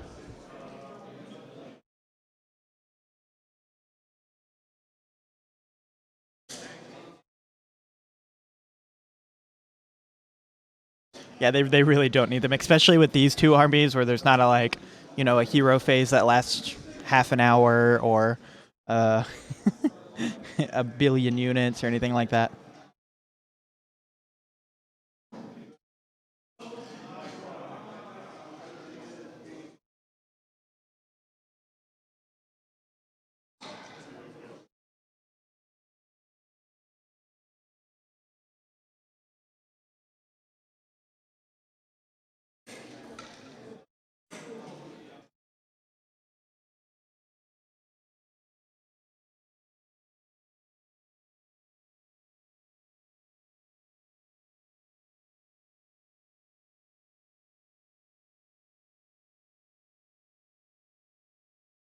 Randy, I guarantee you, even when I run my 320 zombies list, my turns will be shorter than yours.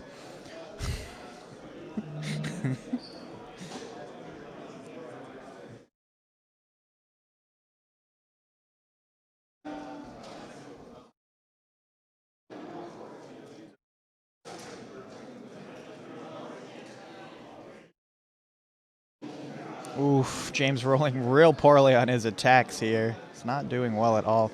Is getting those disease counters up though.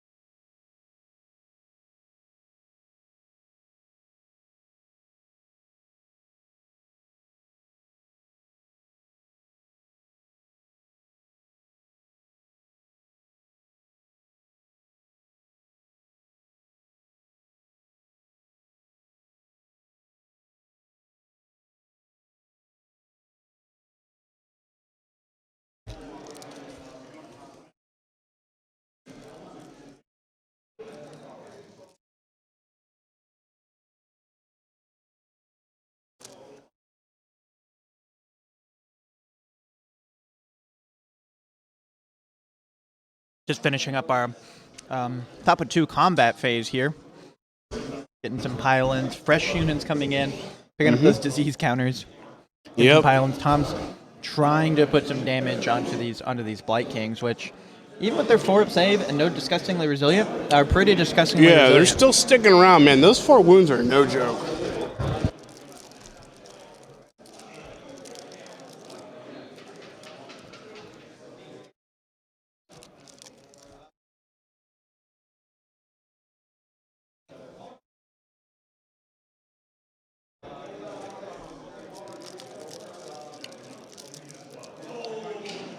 Here's a hot take, Jeff. I think my 320 zombies list could take both of these lists. Honestly, I'd say at the same time. Like, really. Not with me piling it, obviously. Somebody else, but not me. Yeah.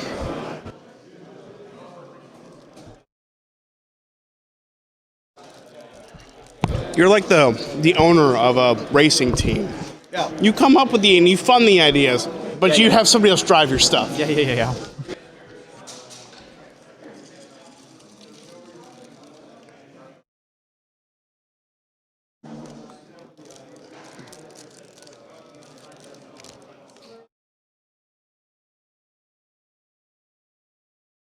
I do agree with that. Clocks aren't necessarily bad. Just, I guess we here in Texas, at least in our local community, don't really feel the need for them. And honestly, I haven't really heard anybody asking for them. So, yeah. I personally think clocks are a good thing myself, but at the same time, it's kind of hard to do clocks for like friendly tournaments. And I don't believe they were being offered if you requested one for this event.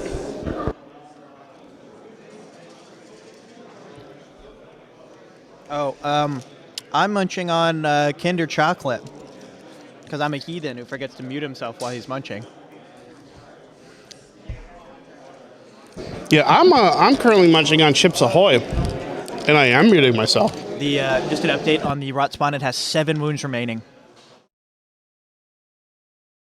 Rot Spawn Watch 2022.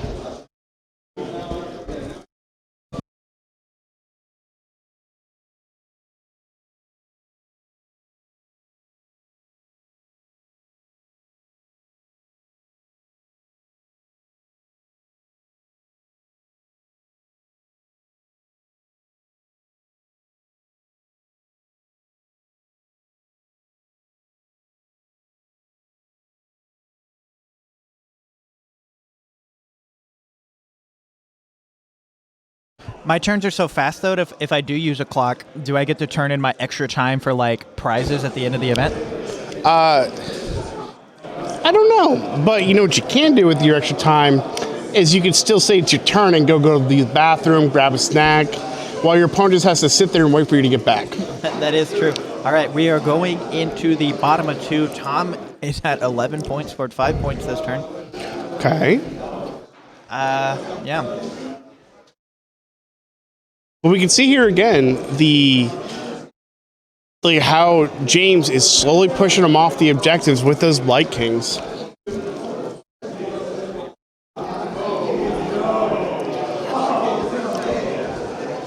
I imagine the ones that are on the right-hand side of the screen are going to move over to support their fellow comrade Blight Kings and just let the Blight spawn do its own thing. It's kind of be awesome.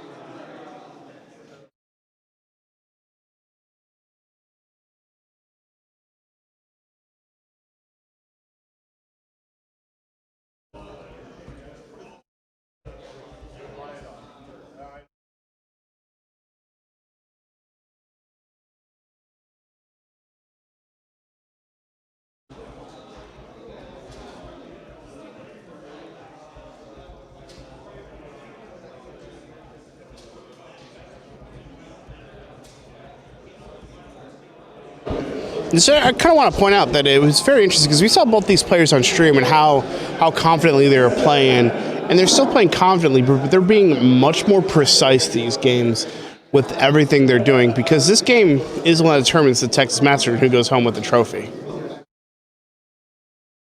And it's kind of interesting to see the difference.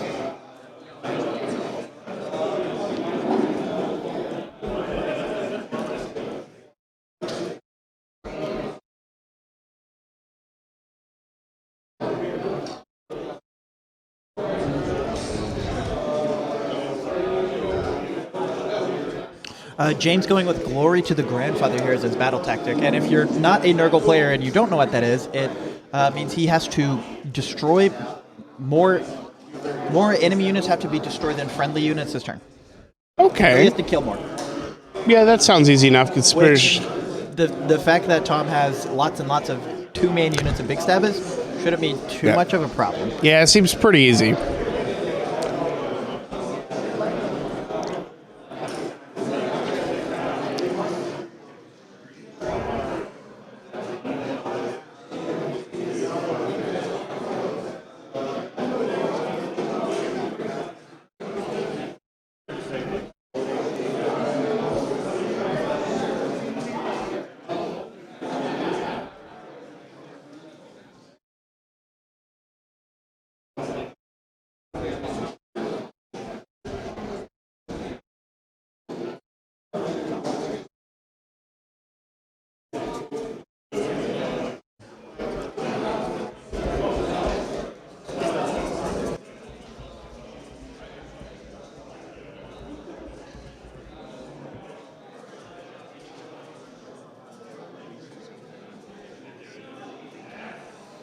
And just a reminder, we are in... hold on, let me get the actual name of it.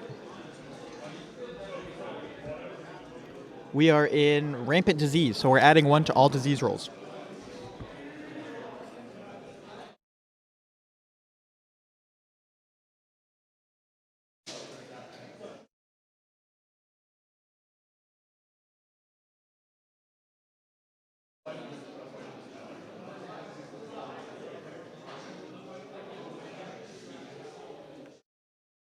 Yeah, I think James really would have wanted to start on Plague of Misery, so we would have Noxious Revulsion this turn for the Nope Islands. Yeah. And then Rampant Disease maybe next turn. Mm-hmm. Because at this rate, he's gonna go through Rampant Disease, and then he's gonna get a couple of not very useful Cycle of Corruption. He's gonna get Corrupted Regrowth, so he gets 1 extra CP for every Corrupted Normal, so he gets an extra CP. Yeah. And after that, if the game is still going, it's gonna be Unnatural Vitality, which all of his heroes... 90 minutes to complete your game. You are halfway through. 90 minutes. You should be well into turn 3 by now. Fantastic Matt Taylor letting us only have 90 minutes. But then he's going to go into Unnatural Vitality, which gives all of his heroes a 4 aboard, which would be really good if Drackfoot didn't make it so you don't get that. Yeah.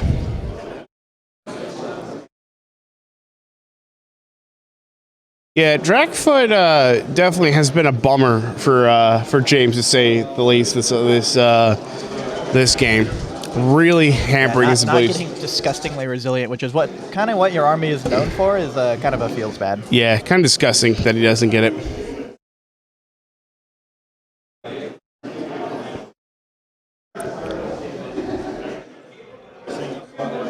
But even without it, the resiliency of this army is on full display with those Blight Kings.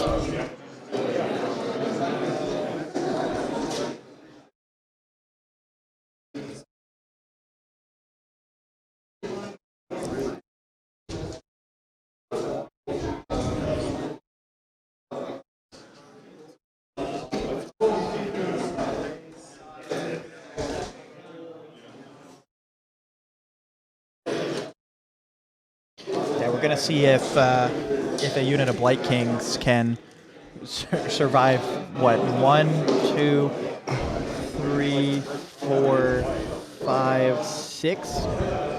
6 units. 6 units left of the Big Stabbits. Yeah, that'll be interesting. Which I do want to point out means there's a half unit left here. Yep. Which I do want to point out means James has killed 8 units of Big Stabbits essentially so far. That's pretty good. Pretty good. Sequencing here is going to be a little bit easier for James, especially because that Blight Spawn's going into that top unit of not Big Stabbits, so he can kind of have a little bit more leeway where he wants to start his attacks at. That's a rot spawn. Whatever. Y'all know what I'm talking about.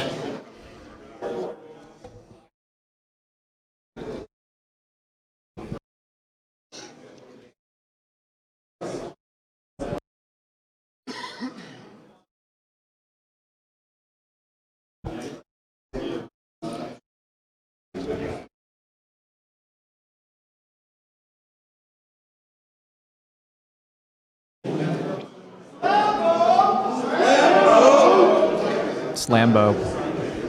Harambe. I do like how at this event the Slambo yells is for every time a purple sun eats an incarnate. Yeah, And that's. since I hate the incarnate with every fiber of my being, and I am really happy if anything kills it, just slays it in one go. It makes me happy. Yep. Yeah, no worries, little Marathi. If you like what we're doing and you want to see more, we are going to be streaming as often as possible. We're going to try to hit every single GT next year, as well as Masters again, as well as maybe some local events, probably some home games. Give us a follow so you can be notified when we're streaming. We also do announcements on Twitter and Discord, and all of the VODs go up on the YouTube channel afterward because we don't want to pay for Twitch storage. Yeah, at Weird Knobs. But all of the links to that stuff is in the doobly-doos. Except for the YouTubes, but that's just at Weird Knobs. Yeah.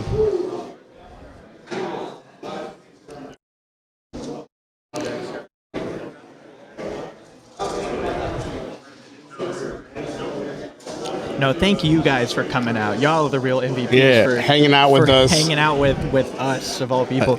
Right. Listen to us talk at you for, what, how many hours now? This is, at the end of everything, if we add up all the streams and everything, it's going to be a 16-hour streaming weekend for us. Nice, No, nice. 17 hours. And if you guys want, you can adopt us for only a few dollars a day. You can make sure we don't go hungry. Don't you dare. What? We don't do that yet. We don't do that. We don't get adopted? We don't do that yet. Okay, we don't do that yet.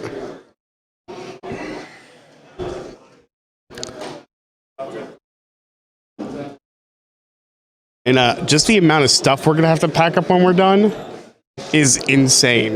Yeah, it's not that bad. There's cords everywhere. We have duct tape just like on everything.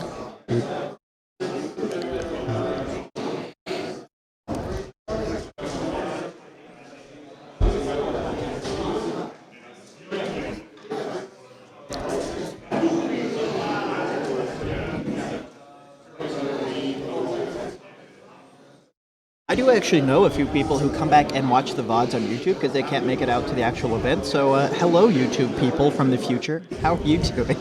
I hope things are better and it's not as hot. I Actually, it's not too bad at it. It's only 102 according to my watch. Looks like Tom doing some piling in here in the center just to get as many of those boys kind of blocking the pile in from those Blight Kings. Yeah, I imagine trying to clog things up to prevent him from putting damage where Tom doesn't want it, which is going to be on those big stabbers. Oh, we might actually be trying to open up a hole. I can't see if there's a space under that building for him to go, but he might also be trying to open up a hole to put more big stabbers in there, which actually doesn't make. Oh, he does have to charge and get within attack range. I was gonna say they can just stab over. Yeah, but.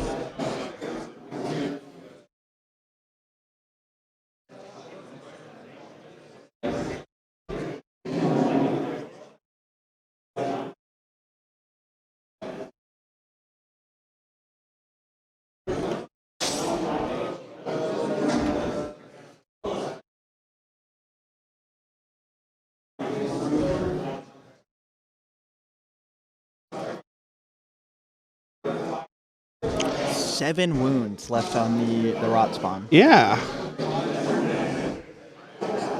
It's weird Tom groups his dice by 3. Oh, maybe they get 3 attacks each. Yeah, each of the big stabbers gets 3 attacks each. That's why. Yeah. That makes sense.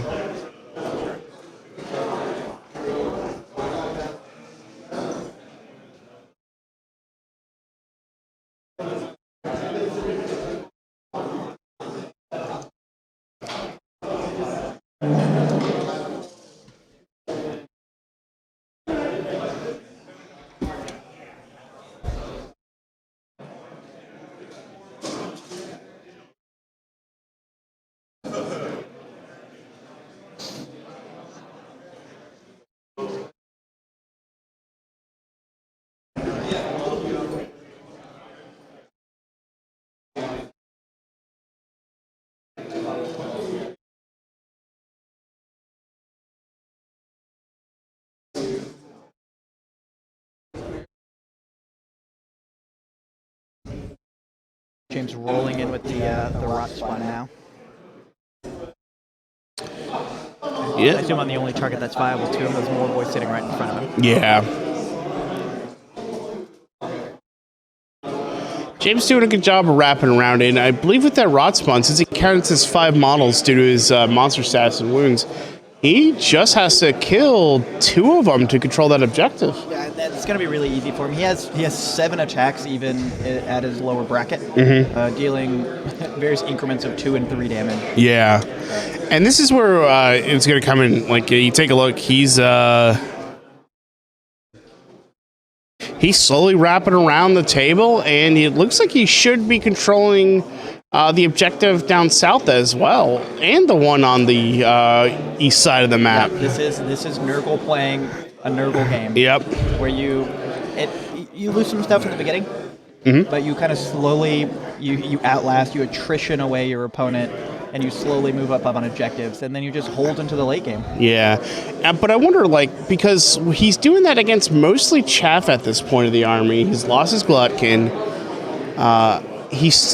Tom still has that savage big boss in the back, waiting to help double to out of sequence combat with that to kind of double tap something. But there really isn't anything major outside of the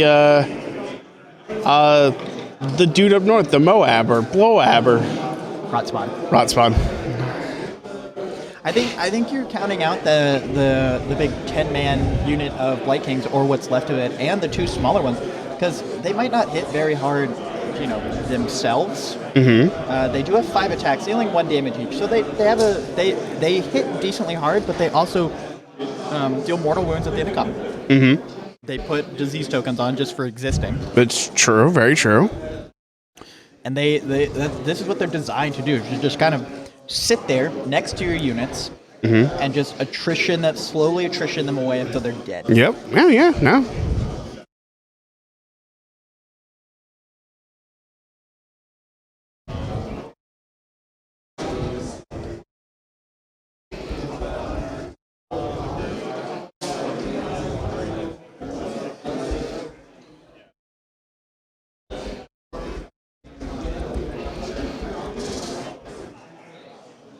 Welcome to the WOG. Wow.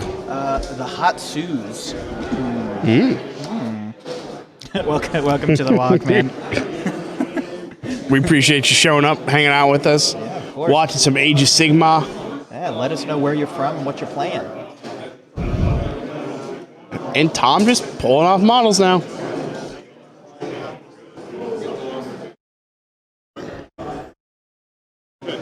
Yeah, those Blight Kings, like I said, they only do 1 damage each, but they've each got 5 attacks. It's like, what, 3s and 4s? 1 damage each? Mm-hmm. 3s and 3s, yeah. Yeah.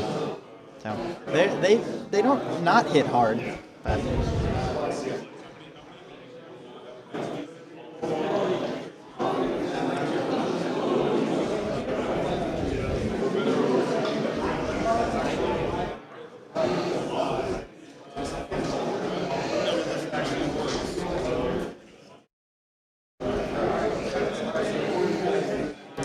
Hello, first-time chatters. Welcome to the WOG. We're here at Texas Masters 2022, the GT Invitational final round between Tom Guan and James West. Big Stabbers versus Blight Kings. From lovely Waco, Texas. I mean, a black of 10 is rolling 50 attacks at you at 3s and 3s. Yeah, that is true. I apologize to Papa Nurgle when I said that Blight Kings don't hit very hard. It was a mistake, and I regret it. And remember, any 6s to hit, add disease tokens. It was a mistake, and I regret it. That's all right. We'll forgive you.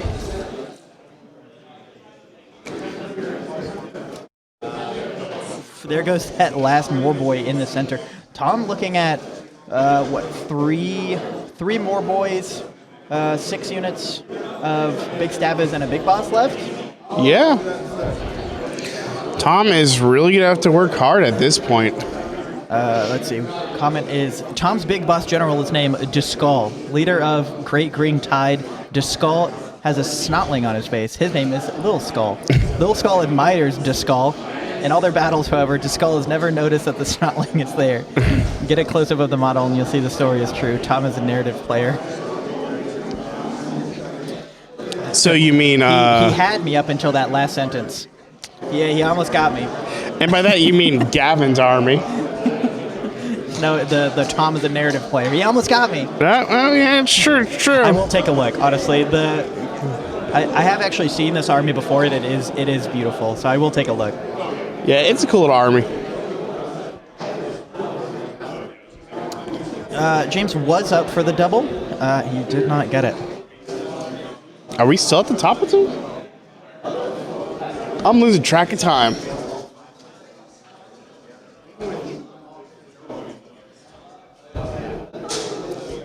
Updates from the pit grot. We are at Tom 11, James 10. James kicks himself for not taking Conquer this round. Moving on to round 3. As chat has already noticed, Tom has won the priority roll and will be taking top of 3, Slay the Warlord. Best day ever on the general.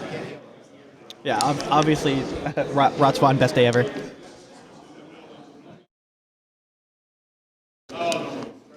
Finest hour for the layman. Mm-hmm.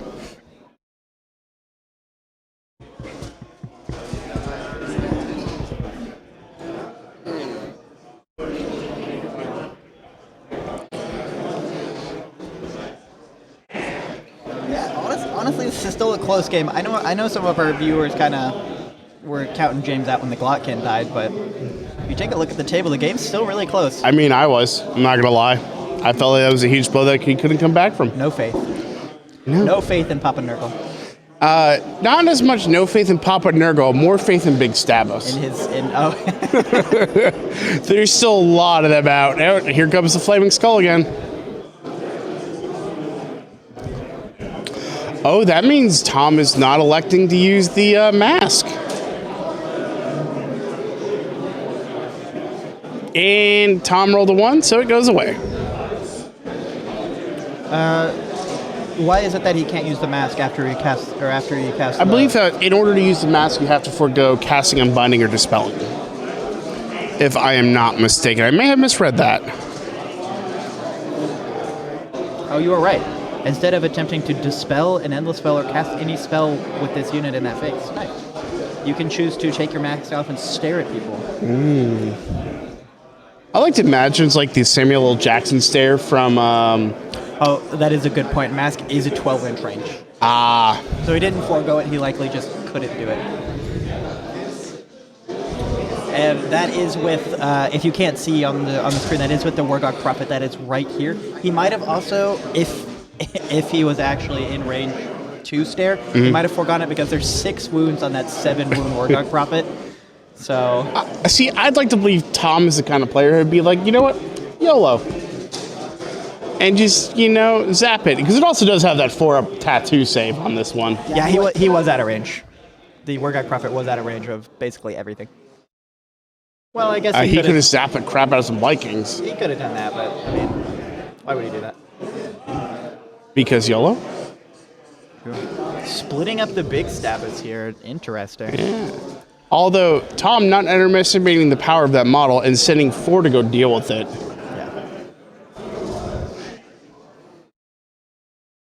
Yeah. Looks like we're moving into Big Stabba's charge phase. Yep. Coming in ass first. As a Dracoth player, I understand that feel. Right. Backing up into it, hear the beep, beep, beep.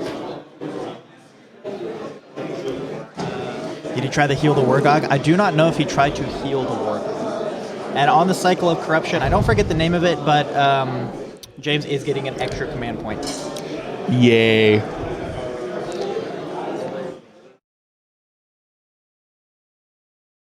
It is going to be... Number 1.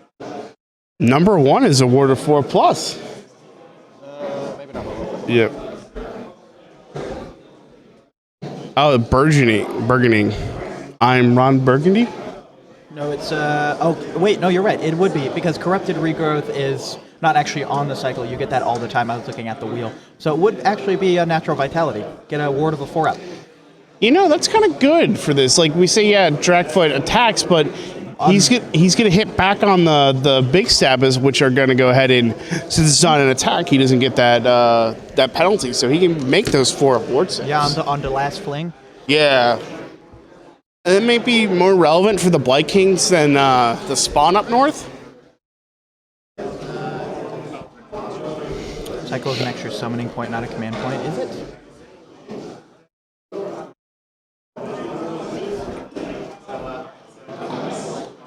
Are you sure Corrupted Regrowth isn't just an extra CP? He can't get wards as long as it's not an actual attack coming from a Dragfoot unit. So he can get wards on the final fling. It's Corruption Point. Oh. Which is their summoning thing. Oh my god. It's like the time that GW referenced wound for 2 different things in the same paragraph. They couldn't have called it anything else besides CP for contagion points. Plague points. Plague points, PP. Yeah. Some Nurgle PP. Epidemic points. Yeah, that'd be great. GW has never abbreviated command points as CP, but everybody else does. Yeah, at some point you gotta understand that players are gonna co-op some things. Rubber dice from Tom coming in. Don't know where it's from or where it's going. I'm assuming it's going into the general. Uh-oh. That's not good. Don't pick it up.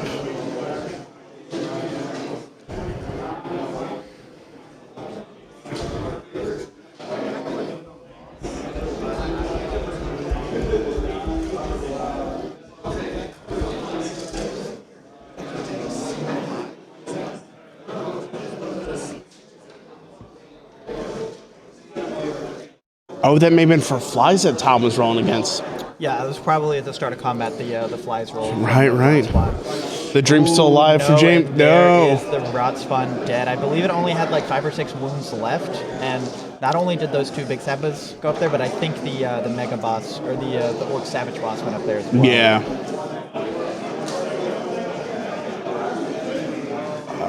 Yeah, it's up there.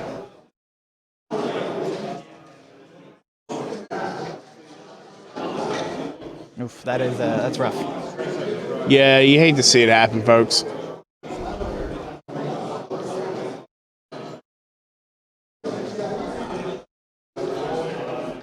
I still don't think James is out of it yet. I don't either, because he still is controlling the 2 objectives that would be needed for the for the extra VP. Yeah, he still has 13 Blight Kings on the board. Yeah, that is. I'm terrible at math, but I believe that is 52 wounds worth of Blight Kings. 13 times 4. Yes. Yeah. 52 wounds left. Yeah, this is a really tight game, honestly. Yeah, I mean, you think about it, so just wound counts profiles. 52 worth of bomb. Oh, I take it back. There are 14 Blight Kings left. I didn't see the one underneath the eaves of the house. Oh, so even more so, 56. And see those. Each of those big stabbers has 2 wounds each. 4 wounds each. For the unit, right? Or for the? Oh yeah, you're right. 4 wounds each per base. So each orc has 2 wounds, and there's 2 orcs per base. Yeah. Another big stabber going down.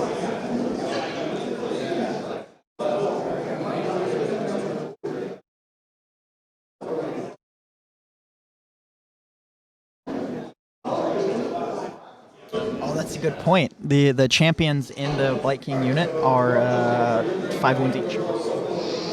So I totally forgot about that. The weird thing is that model in that unit counts for 2, and all the other ones count for 1. When contesting for objectives. How confusing. And that's got me a couple of times, honestly. Yeah. Well, so James making us save. Still losing them all regardless. That's rough. Rolling for corruption points here since he is running Blessed Sons. Oh, I don't know when he's going to roll it.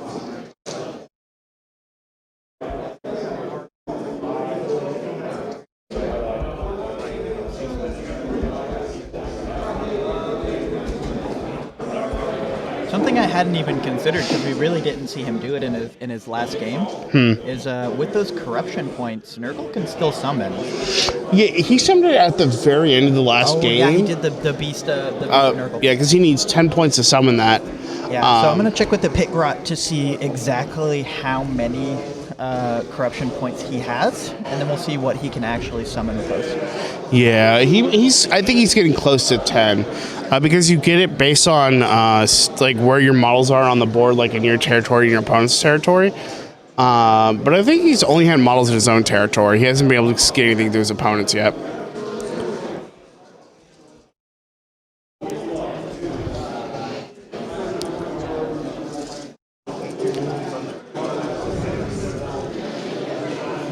Well, now that I know that CP means corruption points, I know he has at least 2. There you go. See, this is the top of 3.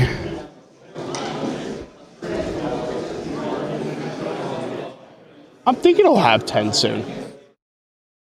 If not already. I think he'll add, in his turn, James is going to go ahead and go up to 12. I think that'll give him 9 for having models in his own territory every turn. Plus a 2.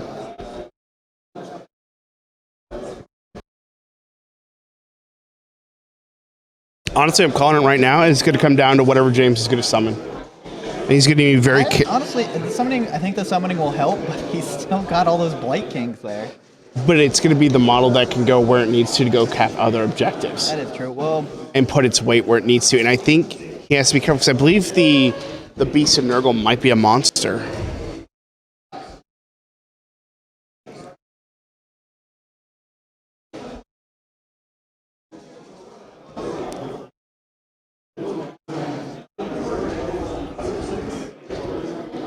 sorry, did you say the Beast of Nurgle is a monster? It's not a monster. It's not? Okay, I wasn't sure. I was trying to double check, but... It's a beast, not a monster. If it was a monster, it would be a monster Nurgle. Jeff. It's true. But maybe it was us who are the monsters all along. Yeah, he does kind of stupid, but he's not a monster. Okay. Honestly, I'd be okay with him summoning a grip of Nurglings? of Nurglings or Plaguey Boys. Or hear me out. Hopefully he can get to 35 and summon an Exalted Greater Demon of Nurgle. Doubt. Yeah, doubt. It's a end of movement phase, Little Morathi. The question was, Does summoning happen end of movement or end of hero phase? Yeah, end of movement. Phase. Which will allow him to get, he'll have to summon from the tree.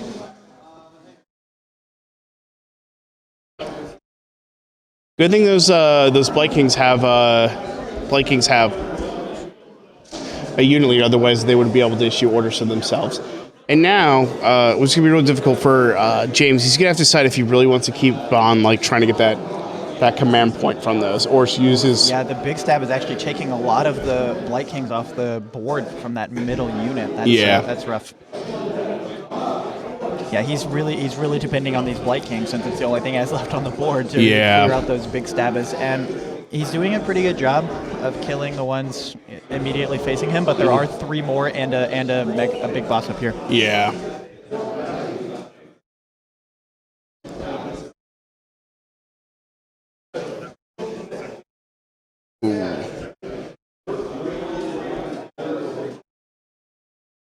Pitgrat trying to find out how many summoning points James has exactly right now. They're kind of deep into rolls, and we really don't want to interrupt. Yeah, especially for this type of game where it is very high stakes for them.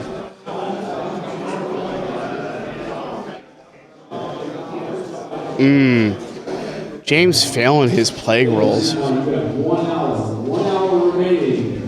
Oh, that's good. Wow. That is 4 mortal wounds right there. Wonderful, Mr. Matt Taylor, letting us know we have 1 hour remaining. He just did 4 mortal wounds to that big boss. Excellent. I know. I'm so excited.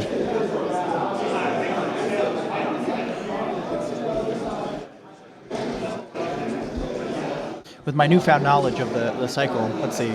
Force Vigor. Oh, wow. At the next turn is Force Vigor. All units treated as being within 14 of a locus. Which is a D3 heal. So D3 heal on the Blight Kings. I don't believe that can actually bring models back. I don't believe so. Now, I wonder... Okay, because this is the bottom of 3. Does James retreat what is left of yeah, Tom rolls another 6, and another big stabber runs away. There you go. That's all James has to do is just keep on letting him roll 6s. Yeah, use Tom's amazing rolls against him. Yeah. And here's my thing. Like, if I was James, I would retreat what is left of that 10-man unit of Blight Kings, charge in with the other 2, and then next turn try to heroic recovery. Or rally. Rally, excuse me. That wouldn't be a bad plan. And try to get back as many as you can. I don't know if it's the right play. I don't even know if it's a good play, but it's a play.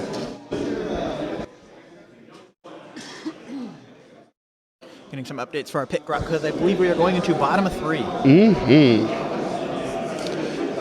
Tom probably scoring. Probably 4. Yeah. Hold on, hold 2 battle tactic. Yep. That's what I'd have to guess.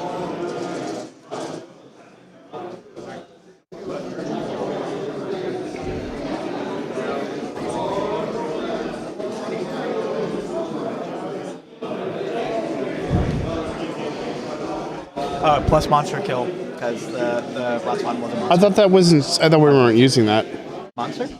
Yeah, if you kill a monster, you get +1 VP. You do still get, we're still using the old battle pack, so you do still get +1. We're not using the hunt, so there's no priority targets. There Right. monster points.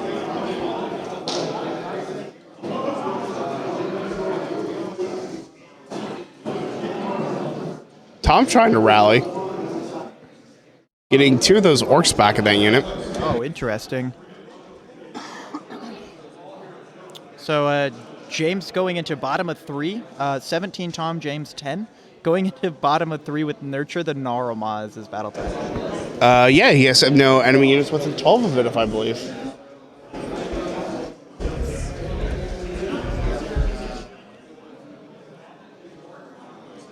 Yeah, sorry, that's correct, Jeff. See, I did my homework. You think someone play this army?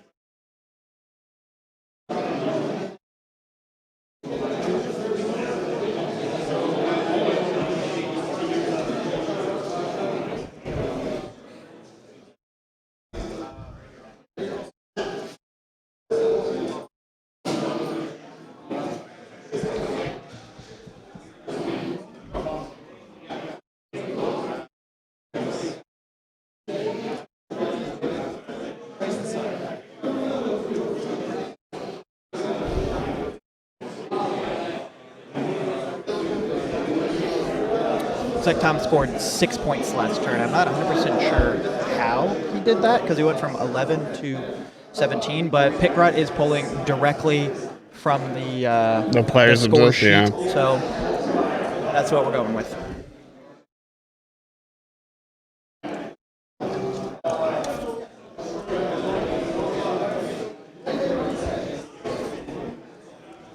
Yeah, I would be curious as to, because he took Nurgle the Gnarlmaw. He killed the Glottkin in the previous round, and we didn't count for that VP.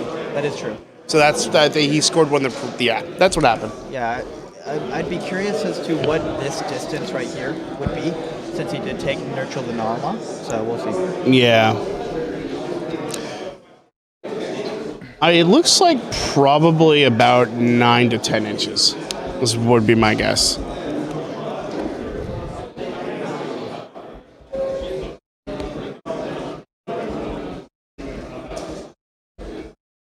All right, we got charges going in there.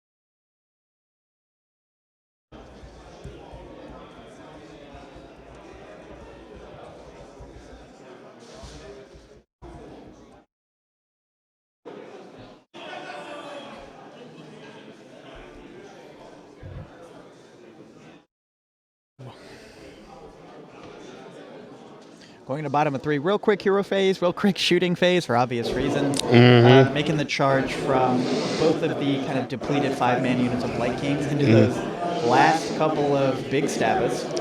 Yep. Is this the mission where the 2 middle ones are worth 2 each? No, it's where the... So the 2 white ones, this one right here and this one right here, are paired. And then the 2 gray ones are paired as well. And I believe if you control both of a pair, you get extra points. Is that right, Jeff? No, actually. It's only if you control one pair. Oh, if you control one pair, you get extra points. Yeah. Do you know which terrain piece Tom chose for his grand strategy? I do not, but I can get the Pickrot on to find that out.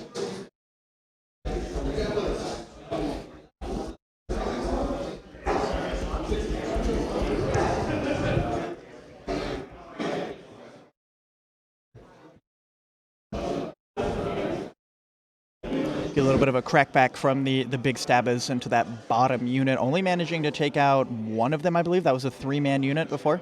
Mm-hmm.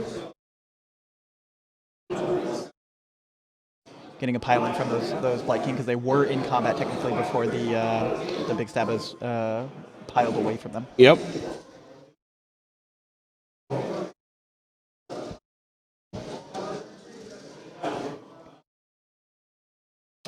That's a pretty decent roll.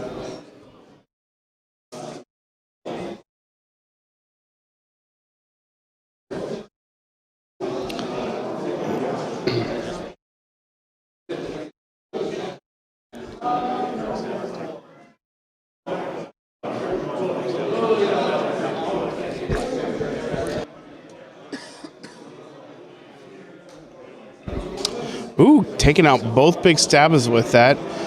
Tom rolling for the thing gets two mortal wounds, saves 1. So only 1 damage on that Blight King. So it looks like other than the... I can't tell what that one model... Oh, that's the Wargog with 1 wound left. He's cleared up the south flank. Yep. It looks like Tom has chosen this terrain piece for his grand strategy. Ooh, that's a bold strategy, Cod.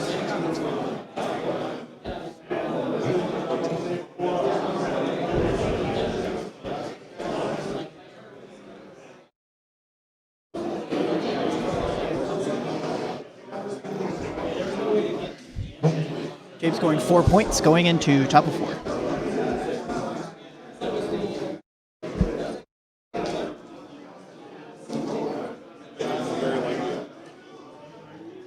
What? Skull led the mighty Cunnin Ruck to ICT Best Bone Splitters in 2017. He will now win the Texas Masters. Skull is the greatest orc alive. No. Yeah, that's what I thought, Randy. But that's what the Pit Grot tells me, and I can't go and ask Tom myself, really. Do we know what unit's at the bottom right of the screen? Like hanging out in the middle of the street? I do not know, actually. Maybe it's something that he summoned in? I'll try to get some clarification on that, on the building for his grand strategy.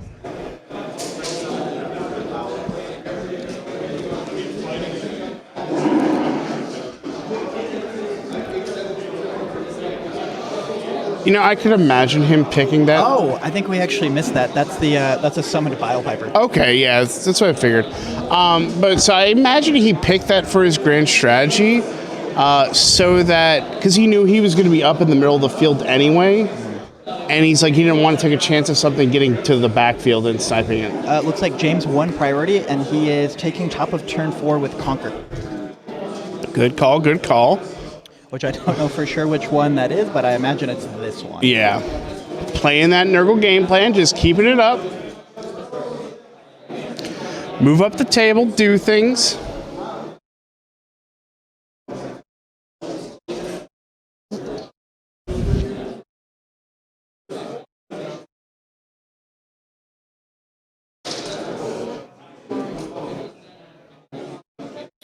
I think that's one of the reasons why we missed it, is because I also cannot think of a reason why he would summon a Bile Piper here. I think he can give movement bonuses to himself. Maybe. There's a sloppy Bile Piper on the field.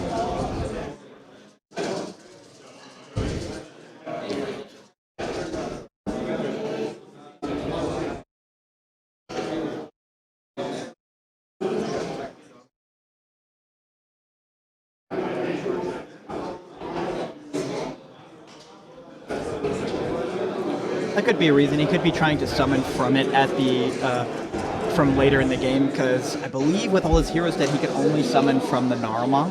Yes, So that is with correct. the Sloppity out, he can now summon from that instead. Yeah, Also because that's literally all you can summon from.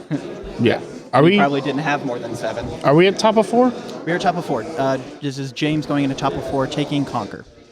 And taking that objective, we are about to see a Wargog die. I hope.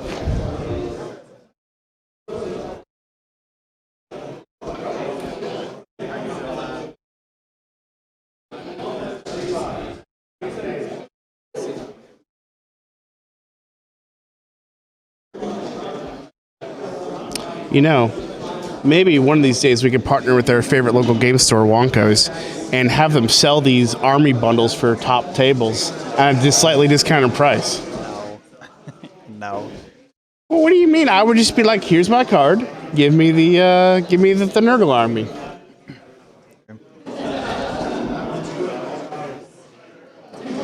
Okay, that's funny, and because that is a rules legal coherency.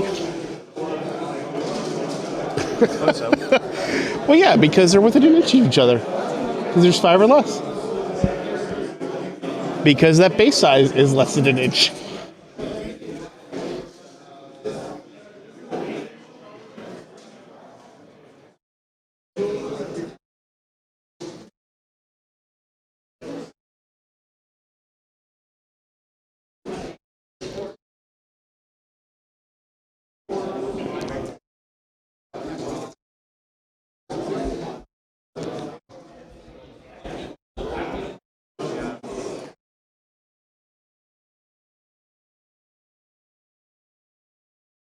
Wait. What? Did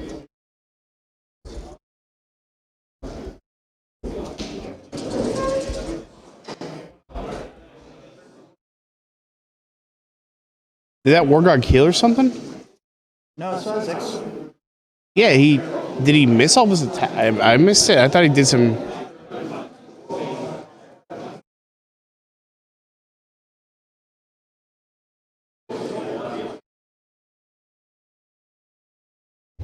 I can only assume that he missed all his attacks. Yeah, because unless he, I never were. Any of y'all watching that? Like, what?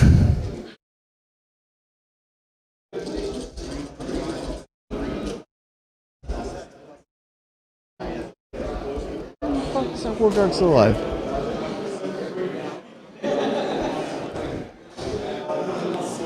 Yeah, so this game is real tight. Tom is still up, but I believe James will have control of 3 objectives this turn. 1, 2 more bonus. Tom is still sitting up here on this objective with the unit of big savage and the savage boss, as well as a couple of more boys. Yeah. That might be the that actually is the 4-aboard one.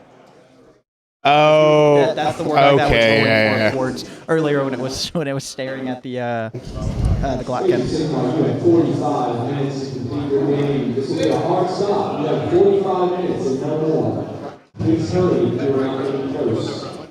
Yeah, that explains why. That's okay then. I'm like, how?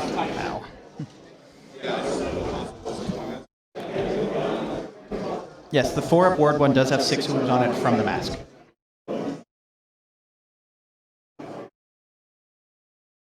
I've been checking on the actual dice from... Oh, that is true. That might be a 4 or a 6. I can't really tell from this angle. So he might have actually healed it. Yeah.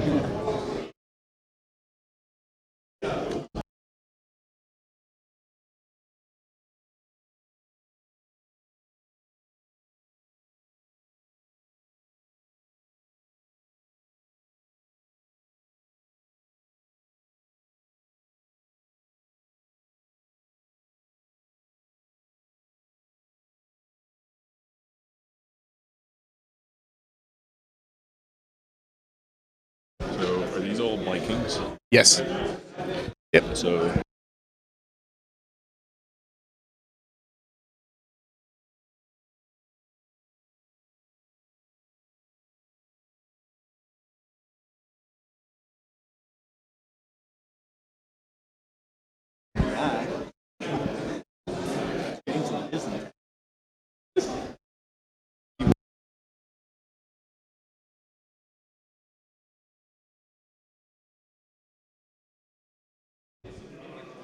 Yeah, so those Blight Kinks running that Wargog attacking and not doing anything? Question mark? And then losing 1 on the crackback? Yeah. Interesting. Yeah. I think James will still get Conquer. Ooh, interesting.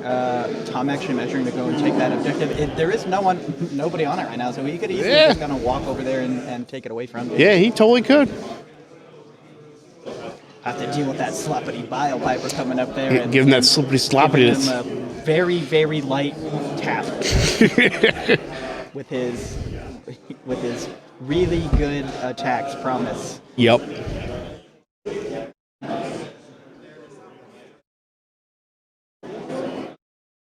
Wow. So we're already in bottom of 4. Let me get. All right. Yes, James. James scoring 6 points, going up to 20. Tom going to bottom of 4 with Conquer.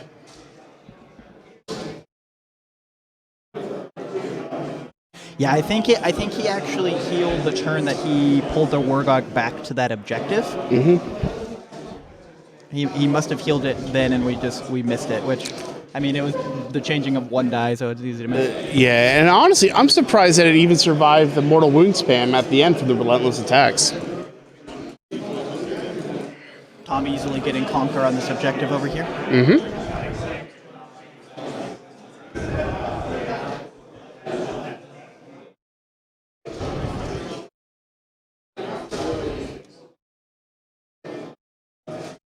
Running away like a coward?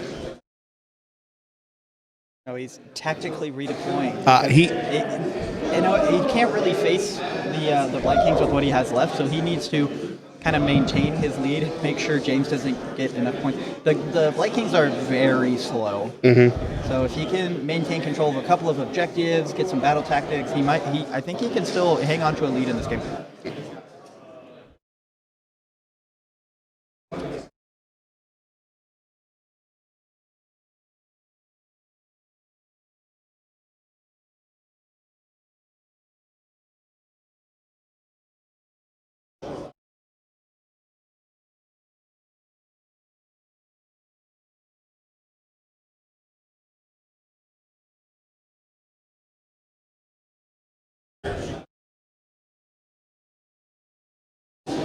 I'm surprised he didn't mask the Blight Kings. That is a good point, but which unit of Blight Kings would he have masked? that priority roll, I believe. Yeah, that is priority roll. Tom's going another 4 points for hold 1, hold 2, battle tactic. Yep. So we are going into top of 5. Oh, this is going to be a close one. Now, I wonder what James is going to do.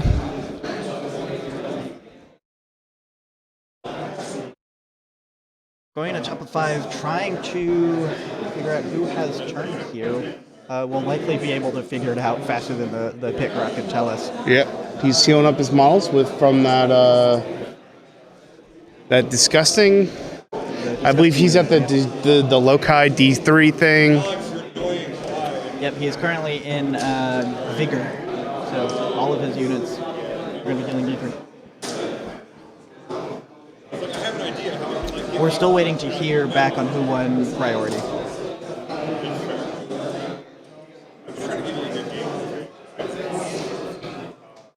I think it was a tie with ones.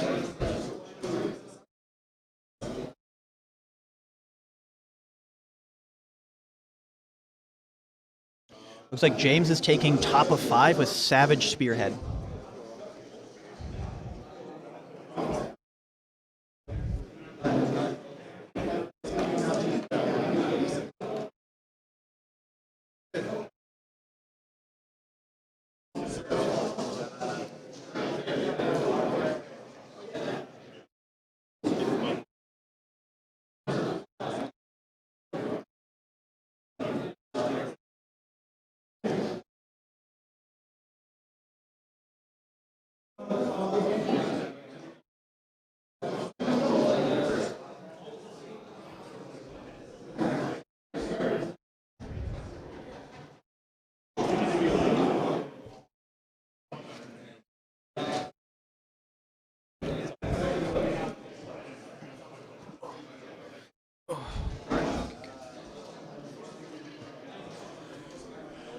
It looks like James did actually summon in a Beast of Nurgle down here as well. I know it doesn't look like a Beast of Nurgle, but the army is converted, so I'm pretty sure that's what that is.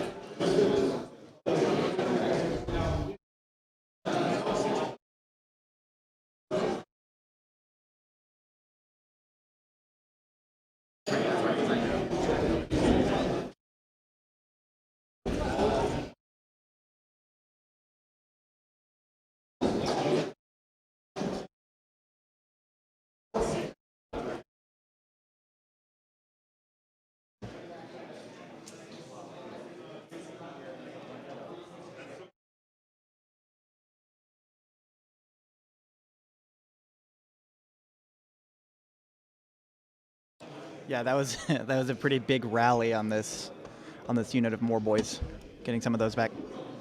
You could say he now has more boys. I could have said that, but I really didn't want to.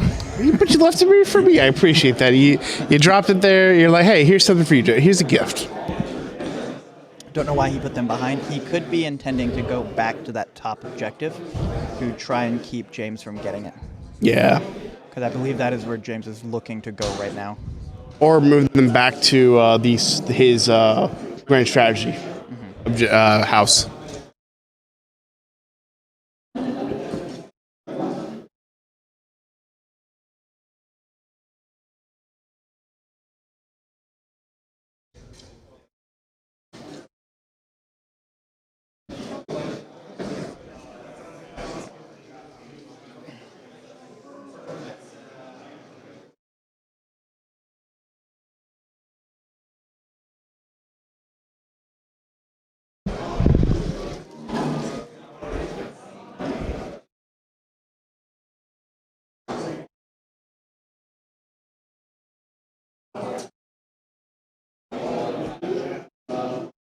Yeah, it's really close. Neither of them have very much on the field. I think Tom still has a chance to take it as long as he can kind of guarantee that they both only have 4-point turns. Because he is leading by 1 point. If he can get his grand strategy, because James is going to get his grand strategy. I'm pretty sure it's hold the line. Let me double check on that. Yeah. 90% sure it is. Tom could get his make sure he gets his grand strategy and force the 4-point turns for both of them.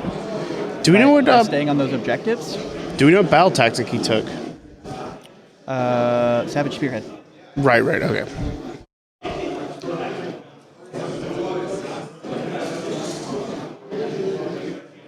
Which actually, looking at, I'm not sure why he took Savage Spearhead, because the deployment zones are kind of like this, right? Yep. Interesting. Not knowing exactly where those deployment zones are is interesting. So the objective is in the deployment zone. It borders it, so it does have that 1 unit of Blight Kings within. Oh, you're right. Okay, so it looks like the deployment zones are kind of roughly here.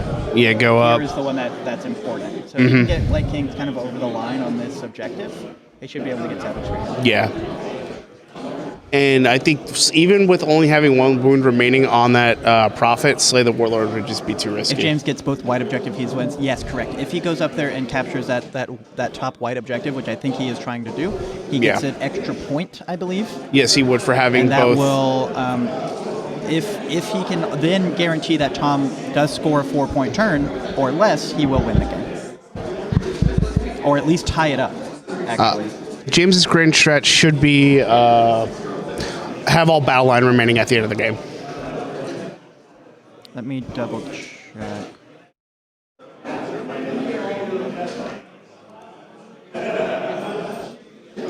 No, his grand strategy is hold the line, so it's just 1. Okay, yeah. Sorry, I'm thinking the new Galatian veteran one, which is far inferior. So this isn't the old battle pack. Hold the line. He only needs 1. Yeah.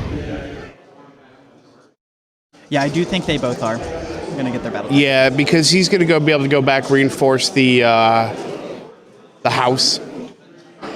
Whichever house that may be. Because like Randy said, I think this one is illegal as a choice. Okay. So I think it must be this one. I'm not 100% sure. All right, Beast Nurgle getting summoned in. Yeah, that was at the end of his last movement phase, I believe. It was on the board. Or wait, no, he had that just on the board and it wasn't summoned, and he literally just summoned it in. Yeah, he just now bringing it in at the end of his movement phase. So the only reason I can think of him putting this stuff over here is to try to deny the grand strategy. Yep, and we possibly? we are going to charges. He just charged with those putreds into the Wargog. Oh, that's a snake I'm eyes not out of actually control. sure what the ruling on ties is. So if it comes to that, I will definitely let you know. If it comes to ties on this, I think it might go to overall tournament score. Yeah, we'll have to ask the lovely Matt Taylor. And it was a 7 on that charge roll. I don't know what was charging there.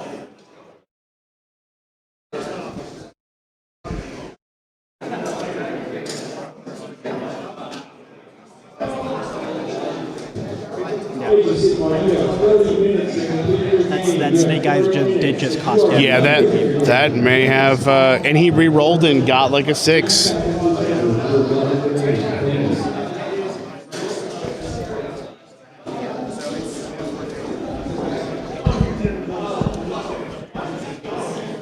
Yeah, because James is not going to be able to get these Blight Kings wholly within.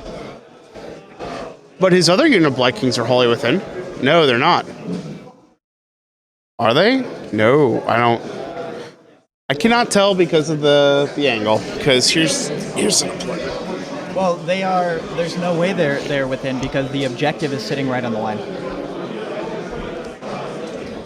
But according to Pitgrot, James did just score a 4-point turn, which it might be hold 1, hold 2, hold more extra point from holding both of the white objectives. So that might be where he got. How much are we saying he scored?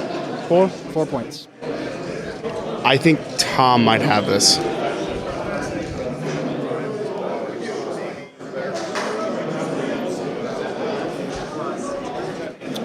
Wow. Yeah, James just failed his battle tactic and only got 24 points on that turn, which is... wow. That's not good for him.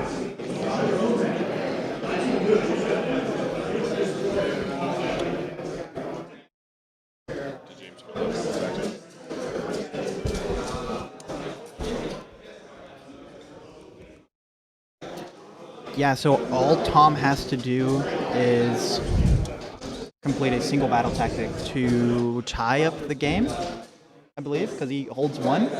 Yeah. And he will get 2 points for the battle tactic. Yeah,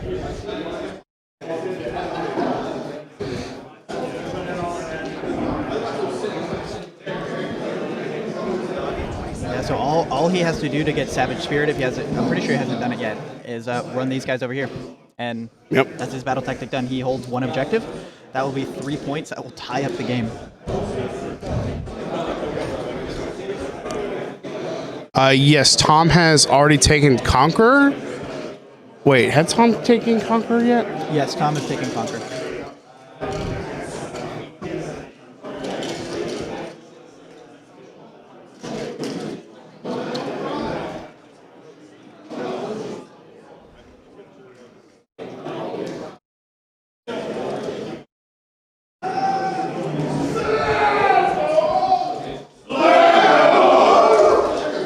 Slambo. Slambo.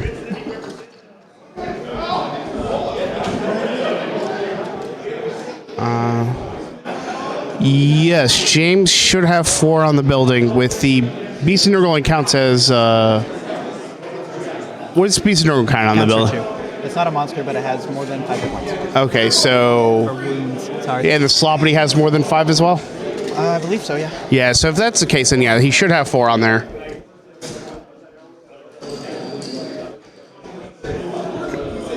Yeah, Sloppy has exactly 5.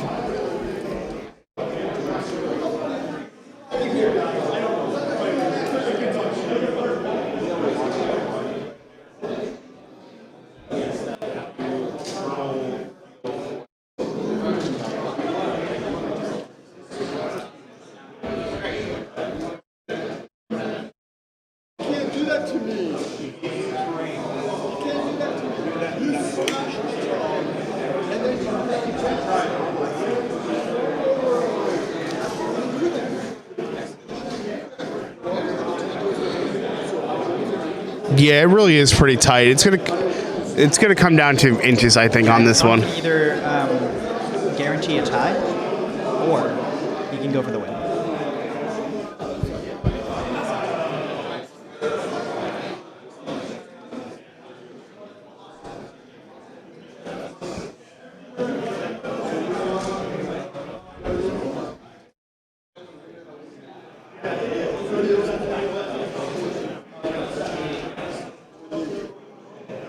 I don't think he can fight. Yeah, those.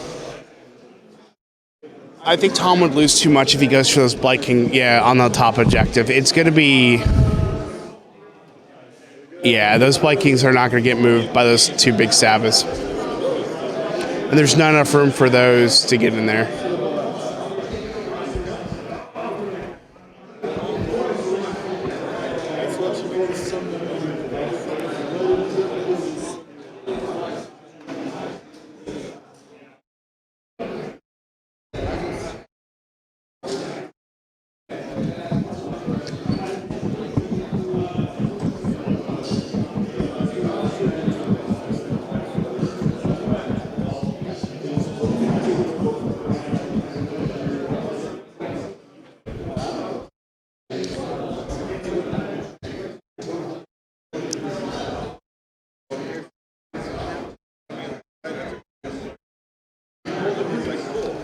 So it looks like if we do go into a tie, the tiebreakers are Grand Strategy, Battle Tactics, and then Kill Points. Okay.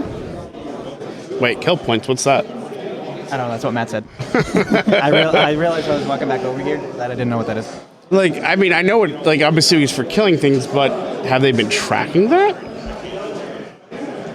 Oh, it would only be for this game and not the tournament overall. Never mind.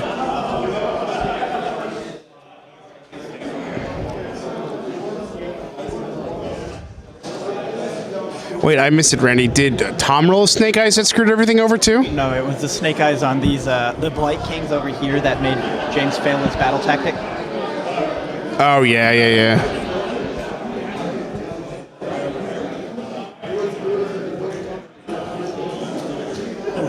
You know, at the end of the day, this is a dice game. Slambo. No comment. Yes, James has failed a battle tactic. Has Tom failed any of his battle tactics?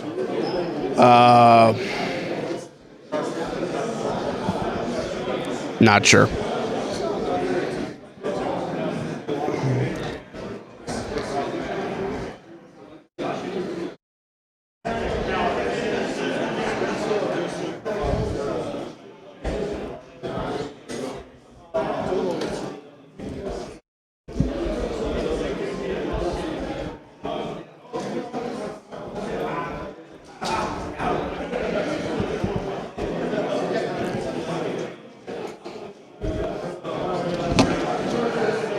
A lot of actual discussing going on at the table right now.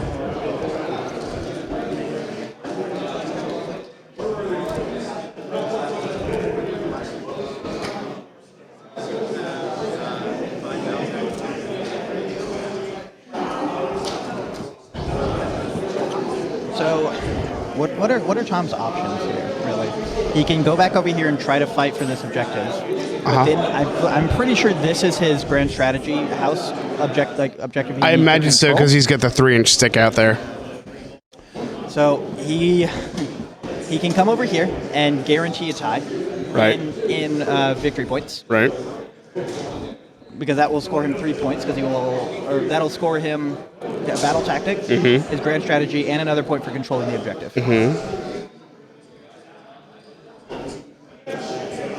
Or he can attempt to do both, which I don't think if he splits up this group, he'll be able to contest this objective. No.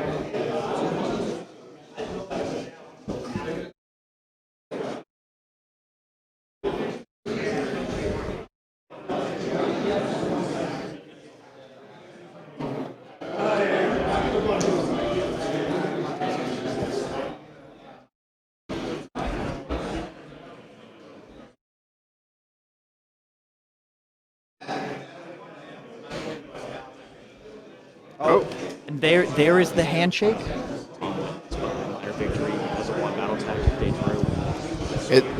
Okay, so it looks like it's a draw because of the one battle tactic James failed. They're going to tie it up, have to go to tiebreakers, minor victory.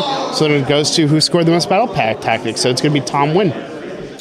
All right. Okay. So yeah, it looks like the game is actually going to go to a tie, 24-24. We're going to go into our tiebreakers, which is grand strategy, which they both will get their grand strategy. And then we're going to go into battle tactics. So it is going to be the Snake Eyes that James failed. Failing him a battle tactic, giving Tom the win. So Tom Guan is your Texas Masters 2022 Grand Champion. Once again, California's coming in and ruining our tournaments. Just going to say that. Wow. His battle tactic would have been Savage Spearhead, if that's what you're asking. Yeah. Yeah, that was a Dude, crazy that was a close game. Oh my goodness. Honestly, it was the Snake Eyes. Like they both played a great game.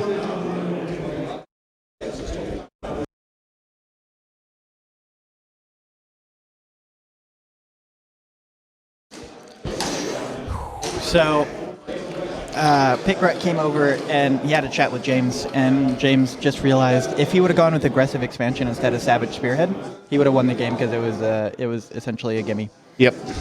Yeah. Yeah, that game could not have been any closer. Yep. Two of the top players in the state coming together and managing to tie on VP, having to go to a tiebreaker. Yeah, that's how close. I mean, really, that's how close it was. Both great players had lists that honestly I didn't expect to see either of those lists here today. Yeah, no, yeah. Big congrats to Tom. He had kind of a wacky list that I actually really enjoyed. I still look at the army list and I still kind of giggle because of the 14 big stabs. But congrats to Tom on his win. Yep. It was well earned. He had to fight through 3 Thunder Lizards lists, I believe. Oh, geez. And a Gargant's list. Yeah, he had his schedule was pretty rough this weekend. So, and he's a great guy. And although I joke about it for being Count 49, I am very happy he won. Yeah. Also, James fought an amazing game. After losing the Glottkin that early was a huge blow, but he clawed it back and just made one mistake. That's at these high-level tables, he made one mistake on a battle tactic that cost him the victory. And the Snake Eyes. Those 2 things, one mistake and a dice roll. Yeah, That's what this came down to. But yeah, I mean... All right. Well, I think that's it for us, everyone. That was Game 5 of Texas Masters 2022 GT Invitational. Live from beautiful Waco, Texas. Where everything closes at 8 p.m. on a Friday night. I want to thank everyone who actually came out. I know some of y'all have been here for basically all 5 games, so thank you everyone for tuning in and hanging out with us and listening to us talk the whole time. If you like what we're doing and you want to see more of it, we super appreciate follows here, follows on Twitter, subscribes on YouTube, where all the VODs go after we're done. We do have a Discord. You can come and chat with us. If you have any feedback at all, Discord would probably be the best place to reach us. But yeah, I think we're done. Once again, Tom Guan, Texas Masters Champion 2022. Yeah, Tom Guan. He won it. He's a good dude. Couldn't have happened to a better guy. Anyways, love hanging out with y'all. Y'all have a good rest of the evening. Yes. Thank you, everyone. We are going to attempt, I don't know when the announcements are going to go out, but we're going to attempt to go to every single GT next year. In Texas or everywhere? No. Yes, we're going to go to every GT in the world. Hey, we could go hang out with AOS Coach or something like that. Stream interview? All right, we can do a stream interview. Like with us? Yeah, with Tom Guan. Do y'all want Tom Guan or James? Or both? Yeah. Who do y'all want? Talk to Tom. All right, I'll go see. Hey, Tom, get your ass over here. You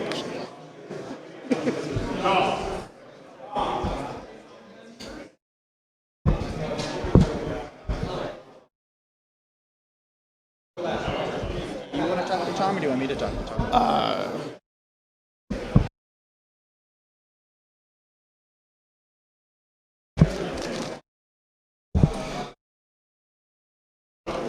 Tom, your adoring audience wants to hear from you. How you feeling, dude? This says you had felt good on turn 1. Felt bad after turn 1. Oh yeah. So yeah, one of the big moments for us was when you finally killed that Glottkin, like early on. That was probably like the less stressful moment because I had a Orruks and I had a chance to get the 5 last spell off on the +2. Right. Failed, but then I had to blow the big stab to try to stab it. Okay. Like, the Glottkin is probably the easiest thing to kill because it's just 20 wounds, 4 base, so you can make it a +2 and a run 2. So we're just flipping to see how many wounds I do, but my each big stab attack is 2 damage. Okay. How much did you ignoring discussing a resilient the 5-up board come to like in your game plan going into this? It was okay, but the problem in that matchup was Blakings are too good at killing them out. Okay, yeah, that's one thing we noticed. Five that, like, attacks, 3s to 3s, like anything Blaking engagement will die. Okay, cool. I can imagine you felt like so much better after you saw that Snake Eyes show up for, I believe that was the Beast of Nurgle roll. No, his so he picked Savage Spearhound to Right. 5, but which I thought was weird because he measured out taking my objective, which is aggressive expansion, which he has not done. So I thought he was gonna take that, but he takes Savage Spearhead, which just like gives me like the chance of rolling a Snake Eye. Yeah. So 1 in 36, I get that. So because he failed the tactic, scores a point. So we're at 27. So 24 base plus the grand strat because I cannot do. My situation is I'm at 21. To beat him, I will have to score I have to get everything basically. Yeah. And then it came down to me measuring. I had to roll 4+. Because what happens is my grand strategy is taking the objective on his taking the house. You're right side of the screen. And then I have to take my objective back. Right. and I have to do Savage Spear. So, 2 of my units has to be holding his deployment zone. Yep. I have to maintain control of one of these objectives, and then I have to have 4 count worth on the house. Right. I have 6 count worth on that. Yeah, you just didn't. You had a really good rally there, but it wasn't. That's fine. It was like, so that yeah,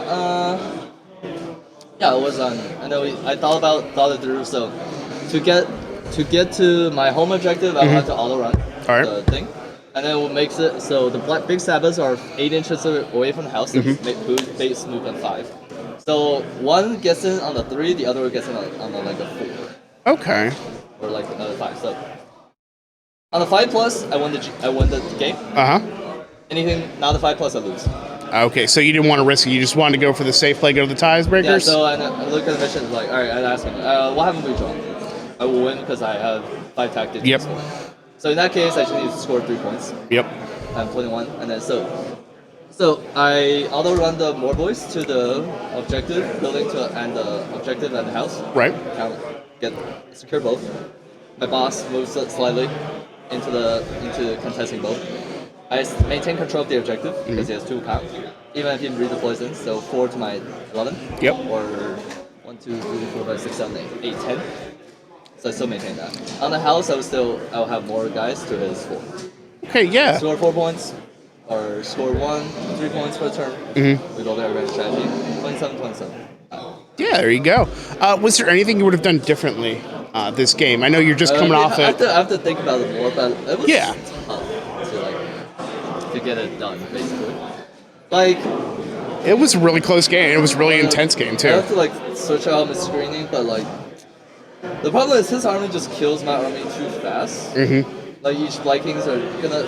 Every Viking unit that gets to attack is gonna put out a lot of damage. But I have to screen it with big Sabbaths, because if they get into the 10-mans, they get to do relentless attackers, they get to do disease, and then they get to do their normal. Yeah. Five attacks a guy, 3s and 3s. A lot of bad things.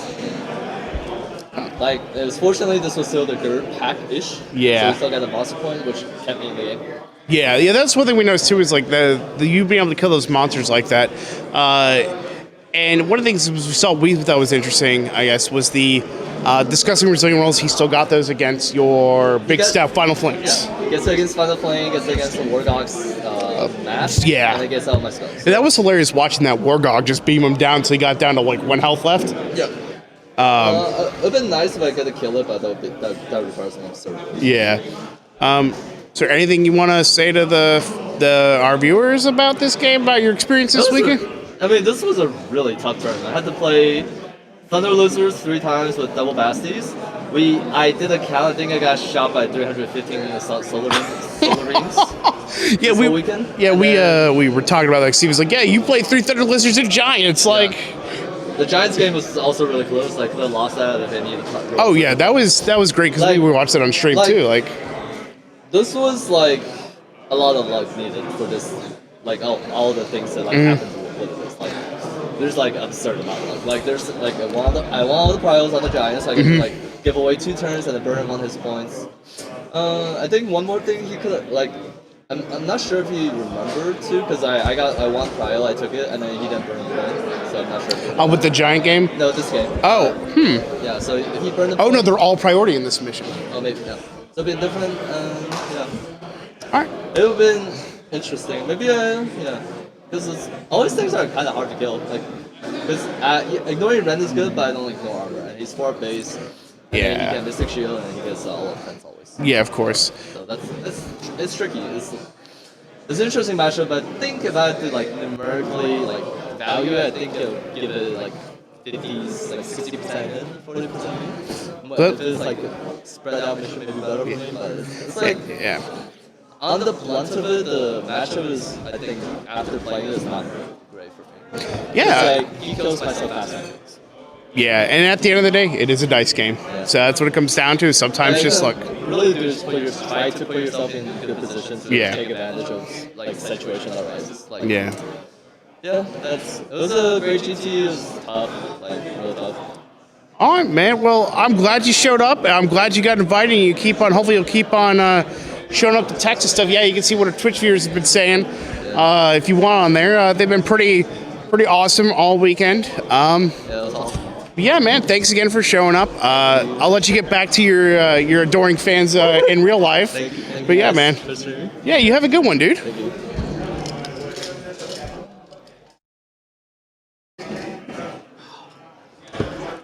Mr. Tom Guan, everyone. Tom Guan, great guy. So we're going to go ahead and head out, everybody. Once again, thank you for being here. We are going to be streaming the next GT, which I believe is Hammerfest. Well, okay, we might be streaming it. The possibility is very high. We haven't nailed it down yet, but we will likely be streaming Hammerfest. And if we do stream some home games or some locals before then, keep an eye out on Twitter. We will be announcing them there. We'd love for you to come out and join us. But once again, thank you everybody for coming out, and we are going to sign off. Yep. See y'all. See you.